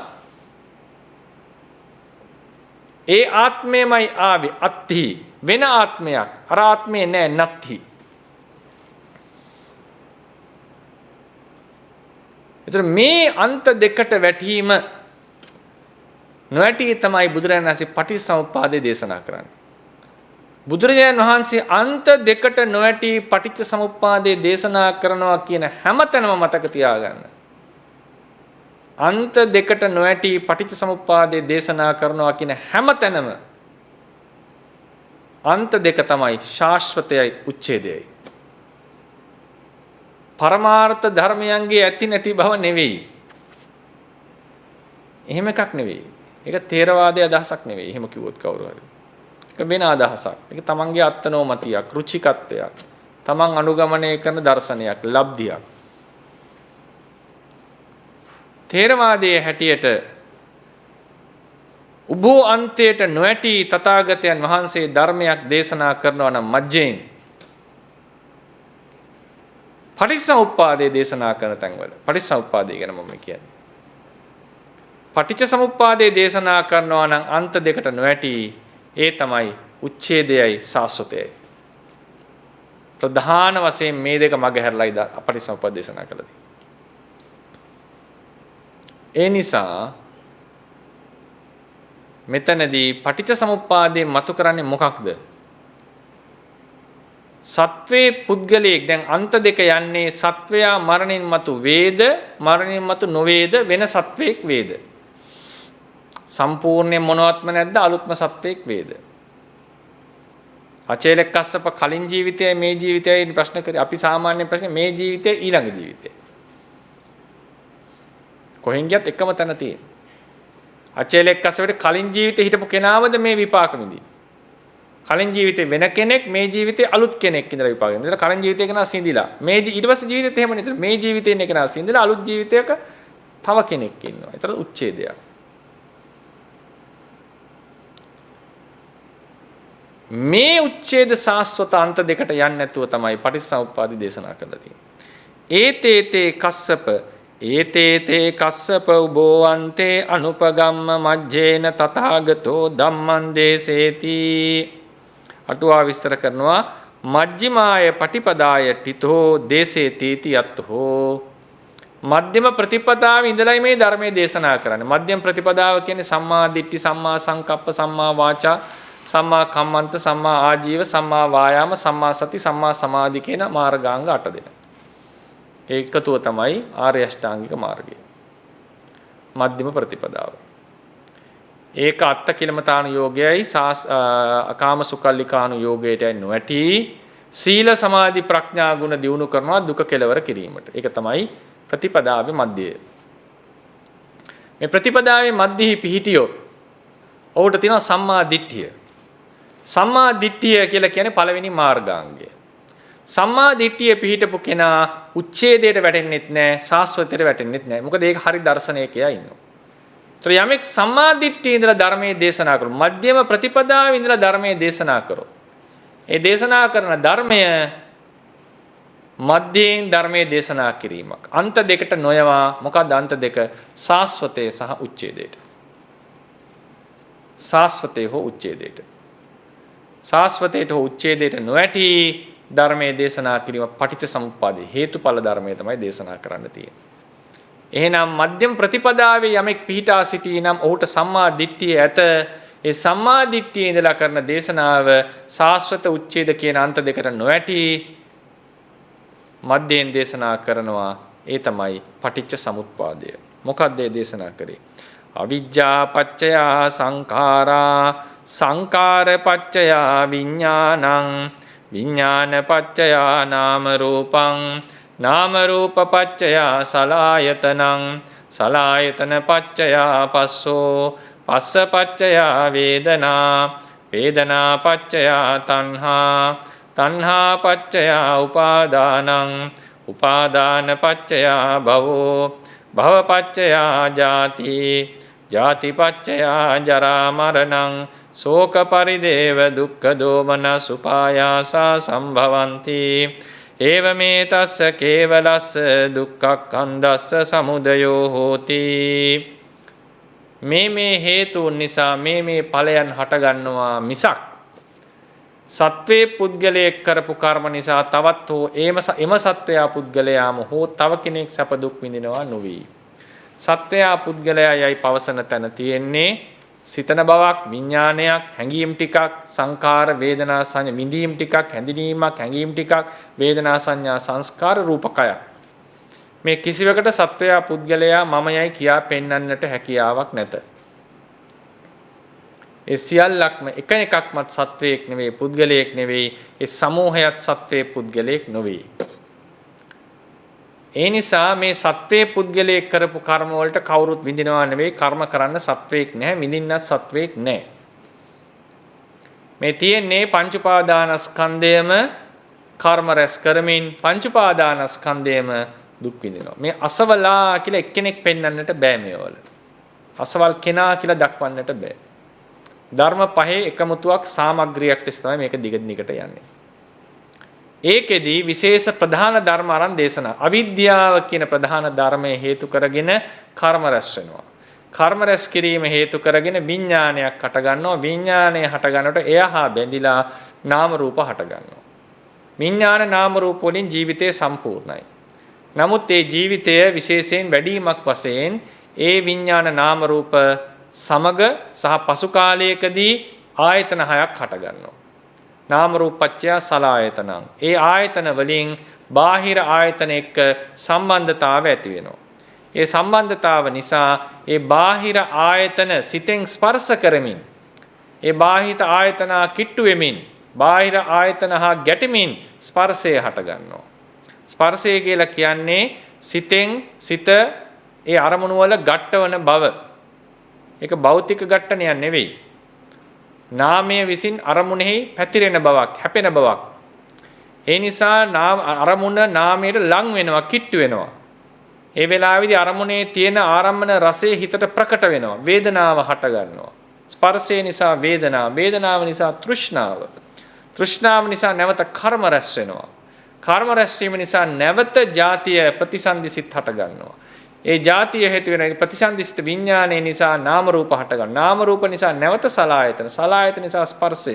මේ ආදී ලෙසට මේ පවිටිච්ච සමුප්පාද භව චක්‍රය දිගින් දිගට හේතුඵල චක්‍රය යනවා. මෙතන සත්වයේ පුද්ගලයෙක් යනවා නෙවෙයි. සත්වයේ පුද්ගලයෙක් යනවා නෙවෙයි. සත්වයේ පුද්ගලයෙක් කරලා එයාම විඳින්නට ඉස්සලම සත්වයෙක් ඉන්නට ඕනේ.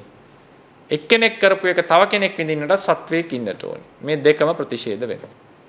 ඒ නිසා ඒතේතේ උබෝ අන්තේ යමෙක් තමා කරපු කර්ම වලින්ම තමා දුක් විඳිනවා හෝ සැප විඳිනවා කොත් ඒක සාස්වතය. වෙන කෙනෙක් කරපු කර්ම නිසා තමන් දැප දුක් විඳිනවා කොත් ඒක උච්ඡේදය. මේ උබෝ අන්තයට යන්නේ නැතුව ධර්මයේ දේශනා කරනවා කියනකොට පළවෙනි ප්‍රශ්නයත් බුදුරජාණන් වහන්සේ ප්‍රතික්ෂේප කරනවා. දෙවෙනි ප්‍රශ්නයත් ප්‍රතික්ෂේප. සයං කතං දුක්ඛං පරං කතං දුක්ඛං කියන එක ප්‍රතික්ෂේප කරා. තුන්වෙනි ප්‍රශ්නේ සමහර අයට තමන්ම කරපු දුක්, සමහර අය තමන්ම කරපු ඒවල දුක් විඳිනවා, සමහර අය වෙන අය කරපු කර්ම වල දුක් හෝ සැප විඳිනවා. ඒකත් කෙලිම ප්‍රතිෂේධ වෙනවා. මොකද ඒ වාද දෙකත් සාස්වතයටයි උච්ඡේදයටයි වැටෙන්නේ. ඒ දෙකත් ප්‍රතික්ෂේප වෙනවා. ඒතේතේ උභෝ අන්තේ මේ අන්ත දෙකට යන්නතෝ දේශනා කරා කිව්වා. ඊට හතරවෙනි ප්‍රශ්නේ මොකද්ද? අදිච්ච සමුප්පන්නයි. මේ දුක ඉබේ හටගත්තක්ද කියන එක ප්‍රතිෂේධ වෙනවා මේ උත්තරේ. ඇයි මේ දුක කියන පංච උපාදානස්කන්ධේ නාම රූප ධර්මයෝ හටගන්නේ ඉබේ නෙවෙයි, හේතුන් නිසා. අවිද්‍යාව නිසා සංස්කාර, සංස්කාර නිසා විඥාන, විඥාන නිසා නාම රූප, නාම රූප නිසා සලආයතන. මේ විදිහට හේතුඵල සම්බන්ධතාවයක් මෙතන තියෙන. හේතුන් නිසා ඵල, ඒවත් හේතු වෙන නැවත ඵල. ඒ ඵල ටික හේතු වෙන නැවත ඵල. මේ විදිහට හේතුඵල වශයෙන් මේක පවතින්නේ. දුක්ඛයක් පවතින්නේ පංච උපාදානස්කන්ධයක්. ඒක හේතුන් නිසා. ඒ හේතුනුත් සත්වයකුත් නොවේ. ඒ හටගන්න ඵලත් සත්වයකුත් නෙවෙයි. ඒ හේතුන් සිදු කරපු සත්වයකුත් නෑ. ඒ ඵල භුක්ති විඳින සත්වයකුත් නෑ. අහේත් මේ ටික සත්වයේ පුද්ගලයකින් තොරව හේතුඵල සම්බන්ධතාවයක් ලෙස මේ දුක්ඛයේ දිගින් දිගට පවතිනවා. කොටින්ම කියලා තියෙන්නේ සරලව කිව්වොත් ආත්මයක් නැත, දුකක් ඇත කියලා. අචේලකස්සපේ ප්‍රශ්නය ආවේ මේ ආත්මයේ විසින් විඳින දුක මේ ආත්මයම කරපු එකක්ද වෙනත් ආත්මයක් සත්වයක් කරපු එකක්ද? මේ ආත්මය මේ සත්වයා විසින්ම කරපු එකක්ද වෙනස් කෙනෙක් කරපු එකක්ද නැත්නම් ඉබේ හටගත් එකක්ද? බුදුරජාණන් වහන්සේගේ දේශනාව නෑ. ආත්මයක් කර්ම රැස් කරනවත් නෙවෙයි, ආත්මයක් දුක් විඳිනවත් නෙවෙයි, වෙන ආත්මයක් කරපු කර්ම වලට වෙන ආත්මයක් දුක් විඳිනවත් නෙවෙයි, ඉබේ දුක හටගත්තාත් නොවේ. හේතුඵල වශයෙන් මේ දුක දිගින් දිගට පවතින දුකක් ඇත. හැබැයි සදාතනිකව නෙවෙයි, මොහොතක් පාසා පවතින දුකක් ඇත. දුක්ඛ පරම්පරාවක් දිගින් දිගට පවතින. ඒ තමයි පටිච්චසමුප්පාද දේශනාව. ඊට පස්සේ මොකක්ද දේශනා කරේ? අවිජ්ජායත්වේව අශේෂ විරාග නිරෝධා සංඛාර නිරෝධෝ සංඛාර නිරෝධා විඥාන නිරෝධෝ විඥාන නිරෝධා නාම රූප නිරෝධෝ නාම රූප නිරෝධා සලආයතන නිරෝධෝ සලආයතන නිරෝධා පස්ස නිරෝධෝ පස්ස නිරෝධා වේදනා නිරෝධෝ වේදනා නිරෝධා තණ්හා නිරෝධෝ තණ්හා නිරෝධා උපාදාන නිරෝධෝ උපාදාන නිරෝධා භව නිරෝධෝ භව නිරෝධා ජාති නිරෝධෝ ජාති නිරෝධා ජරා මරණං ශෝක පරිදේව දුක්ඛ දෝමනස් උපායාසා නිරුද්ධಂತಿ ඒවමේ තස්ස කේවලස්ස දුක්ඛක්ඛන්දස්ස නිරෝධෝ හෝති. හේතුන් නිසා ඵල හටගත්තා නම් හේතු නිරෝධය නිසා ඵල නිරෝධය සිද්ධ වෙනවා. මොකද්ද මේ ඵල නිරෝධය කියලා කියන්නේ? හේතුන් නිසා ඵල හට ගන්නවා. හේතු නැති කල්හි ඵලේ තාම හටගෙන නැත්තම් ඒ හටගන්නට නියමිත ඵලයට කියනවා අනුත්පන්න ඵලය නැත්තම් අනුත්පන්න දුක්ඛය. ඒ හටගන්නේ සංස්කාර ධර්මයක් නිසා ඒක දුක්ඛයක්. පංච පාදානස්කන්ධය. ඒට අයද්දයක්. එතකොට හේතුවක් නිසා ඵලයක් හටගන්නට නියමිත නම් ඒ ඵලය හටගන්නට කලින්ම ඒකට අපි කියනවා අනුත්පන්න ඵලය කියලා.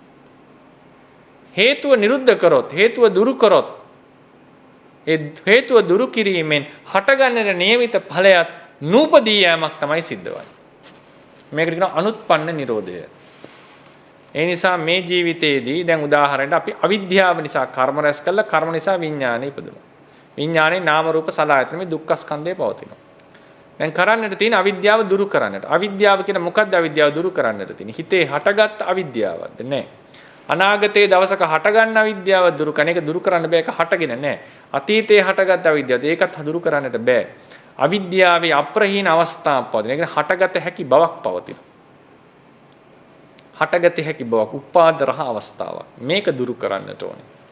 ඒක කියන අනුසය නැත්තම් අප්‍රහීන ක්ලේශය කියලා. ඒක අනුත්පන්න නිරෝධයක්. නොහටගත් ධර්මයක දුරු කිරීමක්. ඒ මොකක්ද? මාර්ග ඥාන උපදවාගෙන විද්‍යාව ඇති කරවගෙන ඒ අවිද්‍යාව නැවත නූපදන මට්ටමින් දුරු කරන්නට ඕනේ. උපදින්නට නියමිත අවිද්‍යාව දුරු කරන්නේ. මාර්ගිත පහළ වෙන වෙලාවේ අවිද්‍යාවක් හිතේ නැහැ. හටගත්ත අවිද්‍යාව, ලෝභය, ද්වේෂය පින්වතුනි දුරු කරන්නට බෑ. ඒක ඉබේ බිඳෙනවා. ඒක නැති වෙලා යනවා. හැබැයි කොච්චර බිඳුනත් නැවත නැවත හට ගන්නවා. මේ බිඳීමෙන් ප්‍රයෝජනයක් නැහැ. ඒ නිසා පටිච්චසමුප්පාදේ නිරෝධ වාරය කියන්නේ ධර්මයන්ගේ බිඳීම නෙවෙයි. නොහට ගැනීම, නූපදීමයි කතා කරන්නේ. ඒතර අවිද්‍යාව අපි මේ වෙලාවේ බණ අහනකොට ප්‍රඥාව තිබුණත් අපි තුල අවිද්‍යාව අප්‍රහීනයි. නැවත නැවත හට ගන්නවා. ලෝභ, ද්වේෂ, මෝහ සමග. ඒ කියන්නේ මෝහය තමයි අවිද්‍යාව. ලෝභ, ද්වේෂ සමග හට ගන්නවා. මෝහය ලෝභ, ද්වේෂයෙන් තොරවත් හට ගන්නවා. ඒතර මේ හට ගන්න අවිද්‍යාවෙහි අප්‍රහීන අවස්ථාවක් පවතිනවා. මේ අවස්ථාව දුරු කරන්නට ඕනේ. ඒ දුරු කිරීමත් එක්ක අවිද්‍යාව නැවත නූපදී යනවා. නූපන් අවිද්‍යාවේ දුරු කිරීමක්. ඒ අවිද්‍යාව දුරු වෙනවත් සමගම නැවත කර්ම රැස්වීමක් සිද්ධ වන්නේ. අවිද්‍යාවෙන් අන්ධ වූ සත්වයා විසින් තමයි කර්ම රැස් කරන්නේ. ඒකෙන් කියන්නේ ක්‍රියා නොකර ඉන්නවා කියන එක නෙවෙයි. රහතන් වහන්සේ ක්‍රියා කරනවා. නමුත් ඒ කරන ක්‍රියා කර්ම බවට පත්වන්නේ අවිද්‍යාවේ බලපෑමක් නැති නිසා. සංස්කාර බවට පත්වන්නේ.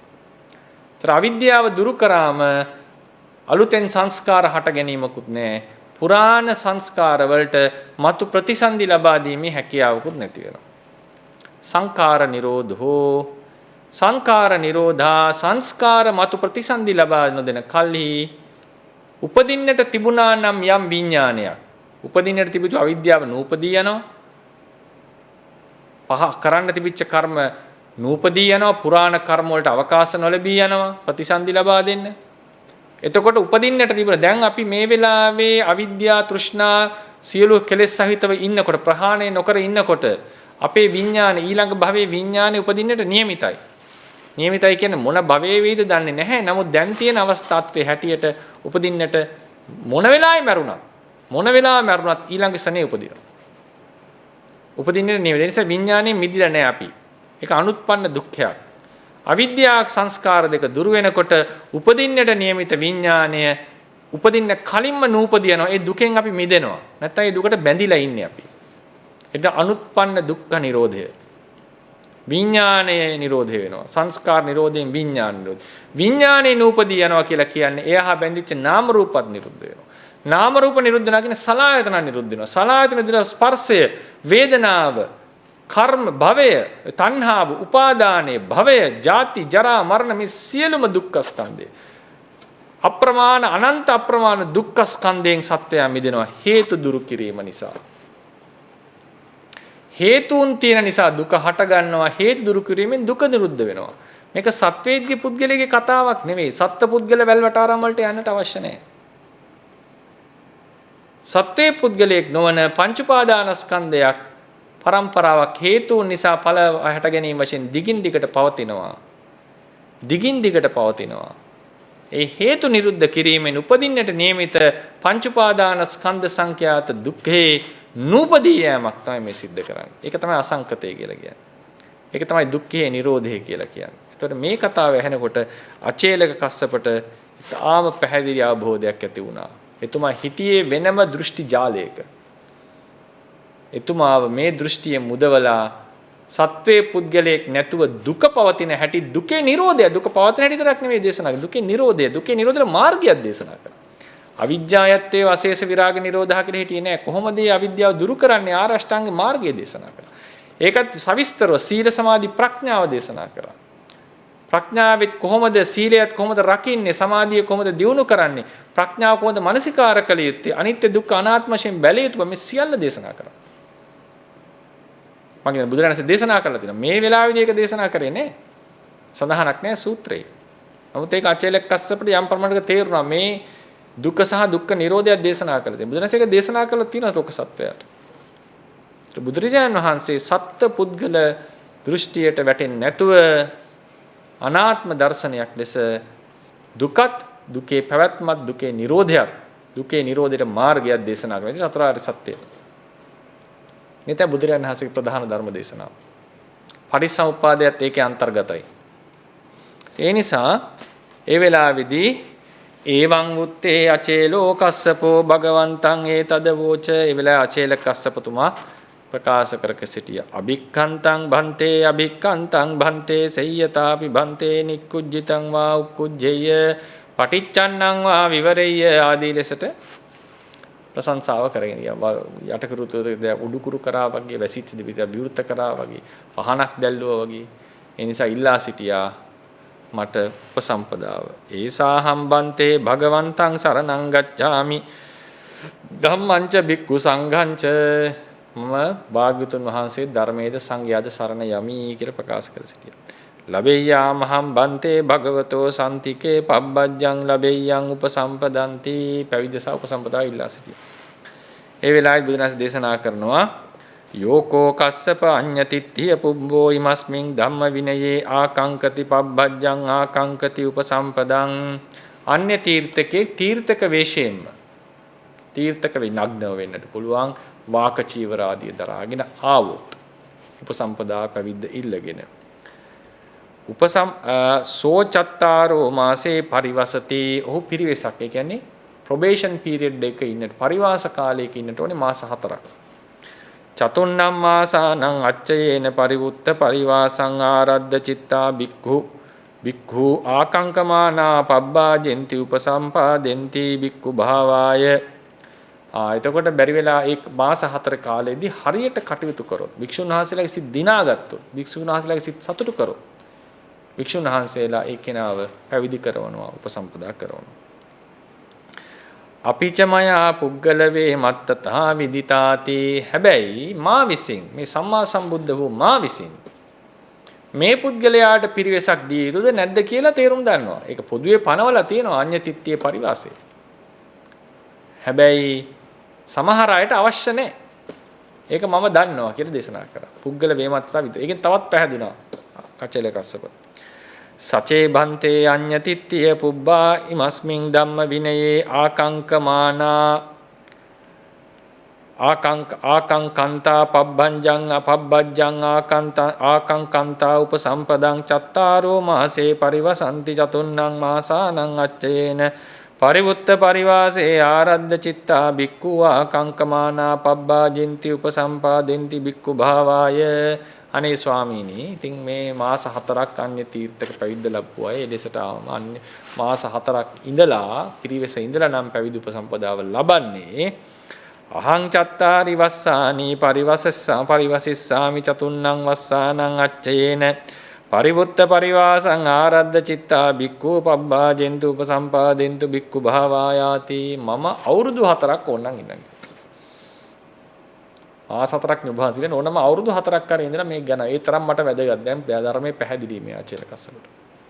එයාත් ශ්‍රමණ භාවයේ හිටපු කෙනෙක්, කාමයේ අතහැරපු කෙනෙක්, නිර්වස්ත්‍රව හිටපු කෙනෙක්, වස්ත්‍ර නැතුව. ඒත් මෙයා ගොඩාක් අවශ්‍යයි මෙයාට මේ සත්‍ය සොයා ගන්න දුකෙන් අත මිදෙන්න. ඉතින් ඒ වෙලාවේදී පැහැදීම ඇති වුණා මාස 4ක් පිරිවෙසක් නැත්නම් පරිවාස කාලේ ඉන්න ඕනික මාස 4ක් නේ අවුරුදු 4ක් ඉඳලා හරි මම ගන්නම් කියලා දේශනා කරා.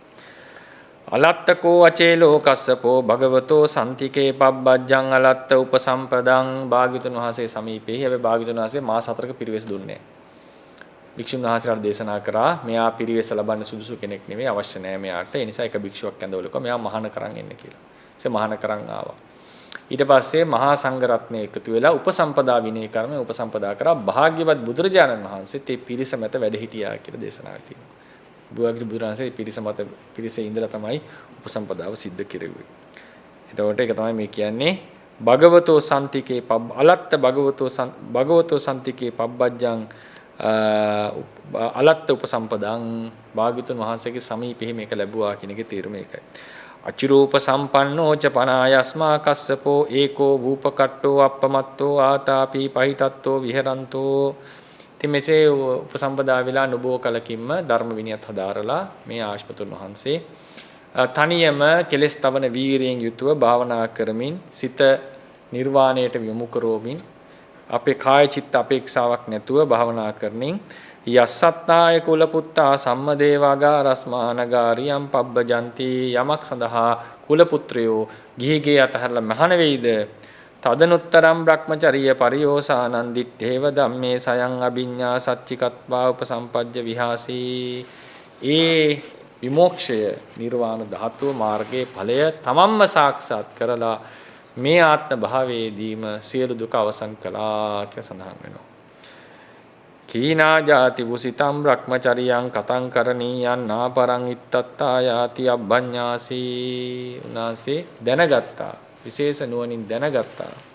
අභිඤ්ඤාසී තමන්ගේ කීනා ජාති නැවත උප්පත්තියක් නැත, උපත්ති සියල්ලම දුරු වුණා. අර ජාති ජරා මරණ සියල්ලම අවසන් වුණා, නිරෝධයටපත් වුණා. වුසිතම් බ්‍රහ්මචරියං බ්‍රහ්මචර්යාව වැස නිමයි. කතං කරණීයං දුක කෙලවර කරන්න යමක් කළ යුතු නම් එක්කර අවසానයි. නාපරං ඉත්තත්හාය තවත් කරන්නට දේවල් ඉතිරිව නැත.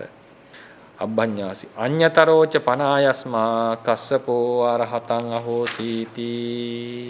මේ තෙරුන් වහන්සේ භාග්‍යවත් බුදුරජාණන් වහන්සේගේ අරිහත් ශ්‍රාවකයන් අතර තවත් එක් අයෙක් වුණා කියලා දේශනාවේ දැක්වෙනවා.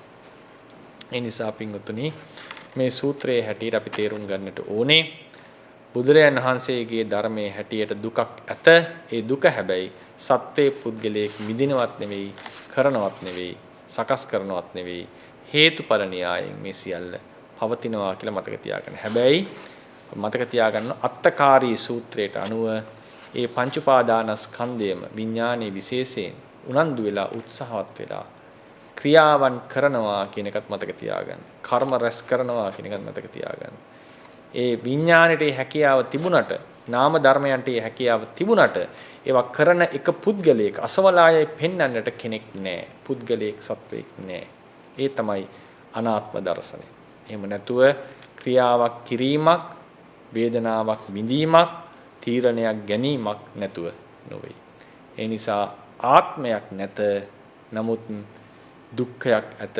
හේතුඵල අනුව මේක දිගින් දිගට පවතී කියන එක මතක තියාගන්න.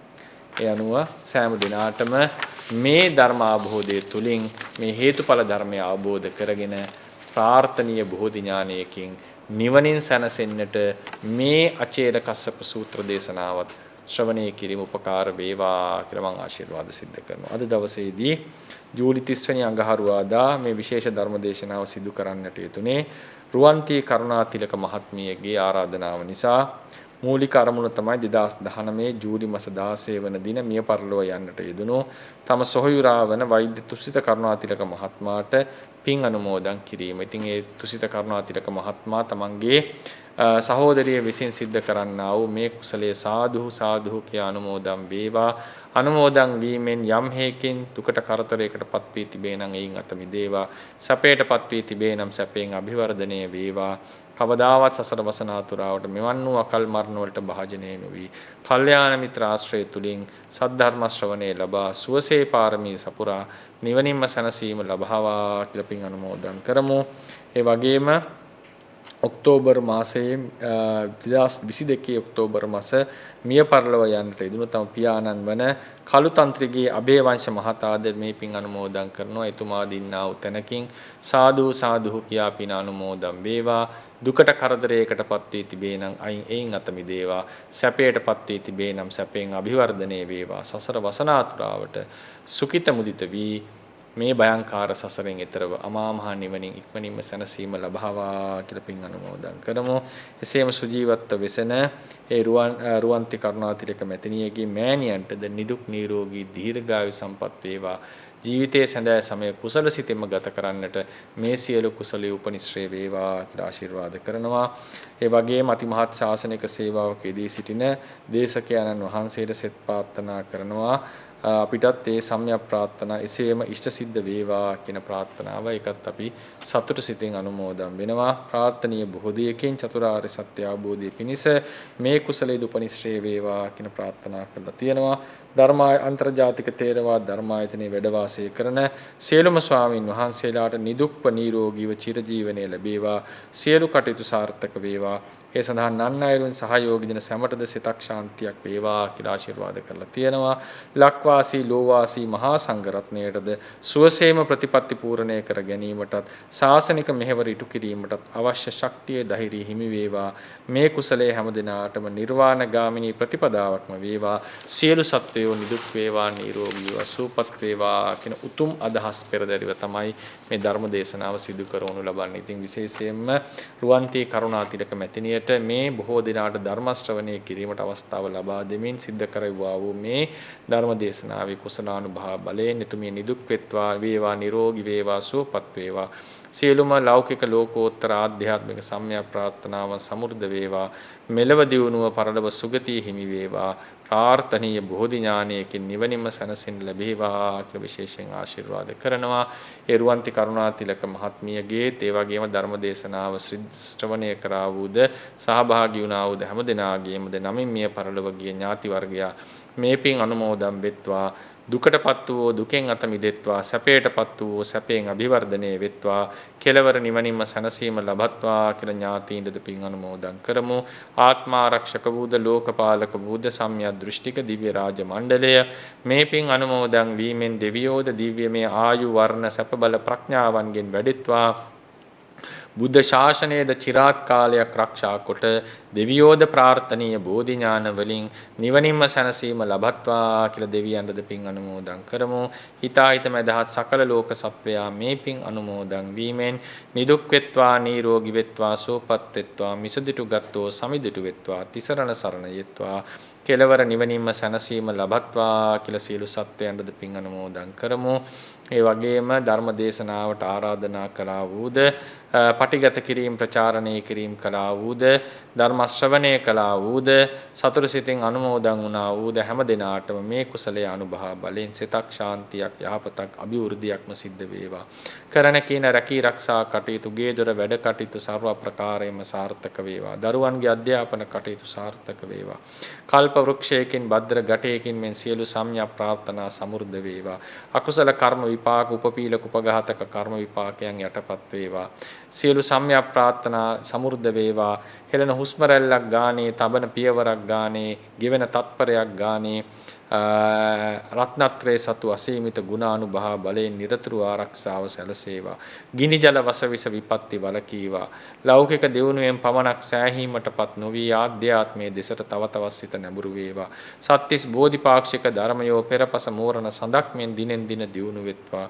උපනුපන් භවයන්හිදී කල්යාණ මිත්‍ර ආශ්‍රය ප්‍රතිරූප දේශ වාසයේ ත්‍රි හේතුක ප්‍රතිසන්දිය ජාති ස්මරණ ඥානයේ සහ සම්මා දිට්ඨිය ඇති උපත ලබා සුවසේ පාරමී සපුරා බුදුපසේ බුදු මහරහතන් වහන්සේලා නිවීසනසී පැමිණ වදාළ ශාන්ති ලක්ෂණ නිර්වාණ ධාතුවෙන් සැනසෙන්නට මේ සියලු කුසලියෝ හේතු වේවා වාසනා වේවා කියලා ප්‍රාර්ථනා පිහිටුවාගෙන ගාථා කියා පින් අනුමෝදන් කරමු. ඉදං වූ ඥාතිනං හෝතු සුඛිතා හොන්තු ඥාතයෝ ඉදං වූ ඥාතිනං හෝතු සුඛිතා හොන්තු ඥාතයෝ ඉදං වූ ඥාතිනං හෝතු සුඛිතා හොන්තු ඥාතයෝ ආකාශට්ටා ච බුම්මට්ටා දේවා නාග මහිද්దికා පුඤ්ඤන්තං අනුමෝදිත්වා චිරන් රක්칸තු සම්බුද්ධ ශාසනං ආකාශට්ටා ච බුම්මට්ටා දේවා නාග මහිද්దికා පුඤ්ඤන්තං අනුමෝදිත්වා චිරන් රක්칸තු සම්බුද්ධ දේශනං ආකාශට්ටා ච බුම්මට්ටා දේවා නාග මහිද්దికා පුඤ්ඤන්තං අනුමෝදිත්වා චිරන් රක්칸තු සම්බුද්ධ ශාවකං චිරං රක්칸තු ත්වං සදා. හිමිනා පුඤ්ඤ කම්මේන මාමේ බාල සමාගමෝ සතං සමාගමෝ හෝතු යාව නිබ්බානපත්තියා. හිමිනා පුඤ්ඤ කම්මේන මාමේ බාල සමාගමෝ සතං සමාගමෝ හෝතු යාව නිබ්බානපත්තියා. හිමිනා පුඤ්ඤ කම්මේන මාමේ බාල සමාගමෝ සතං සමාගමෝ හෝතු යාව නිබ්බානපත්තියා. ඉදම්මේ පුඤ්ඤ කම්මං ආසවක්ඛයා වහං හෝතු ඉදම්මේ පුඤ්ඤ කම්මං ආසවක්ඛයා වහං හෝතු ඉදම්මේ පුඤ්ඤ කම්මං ආසවක්ඛයා වහං හෝතු සබ්බ දුක්ඛා පමුඤ්ජතු.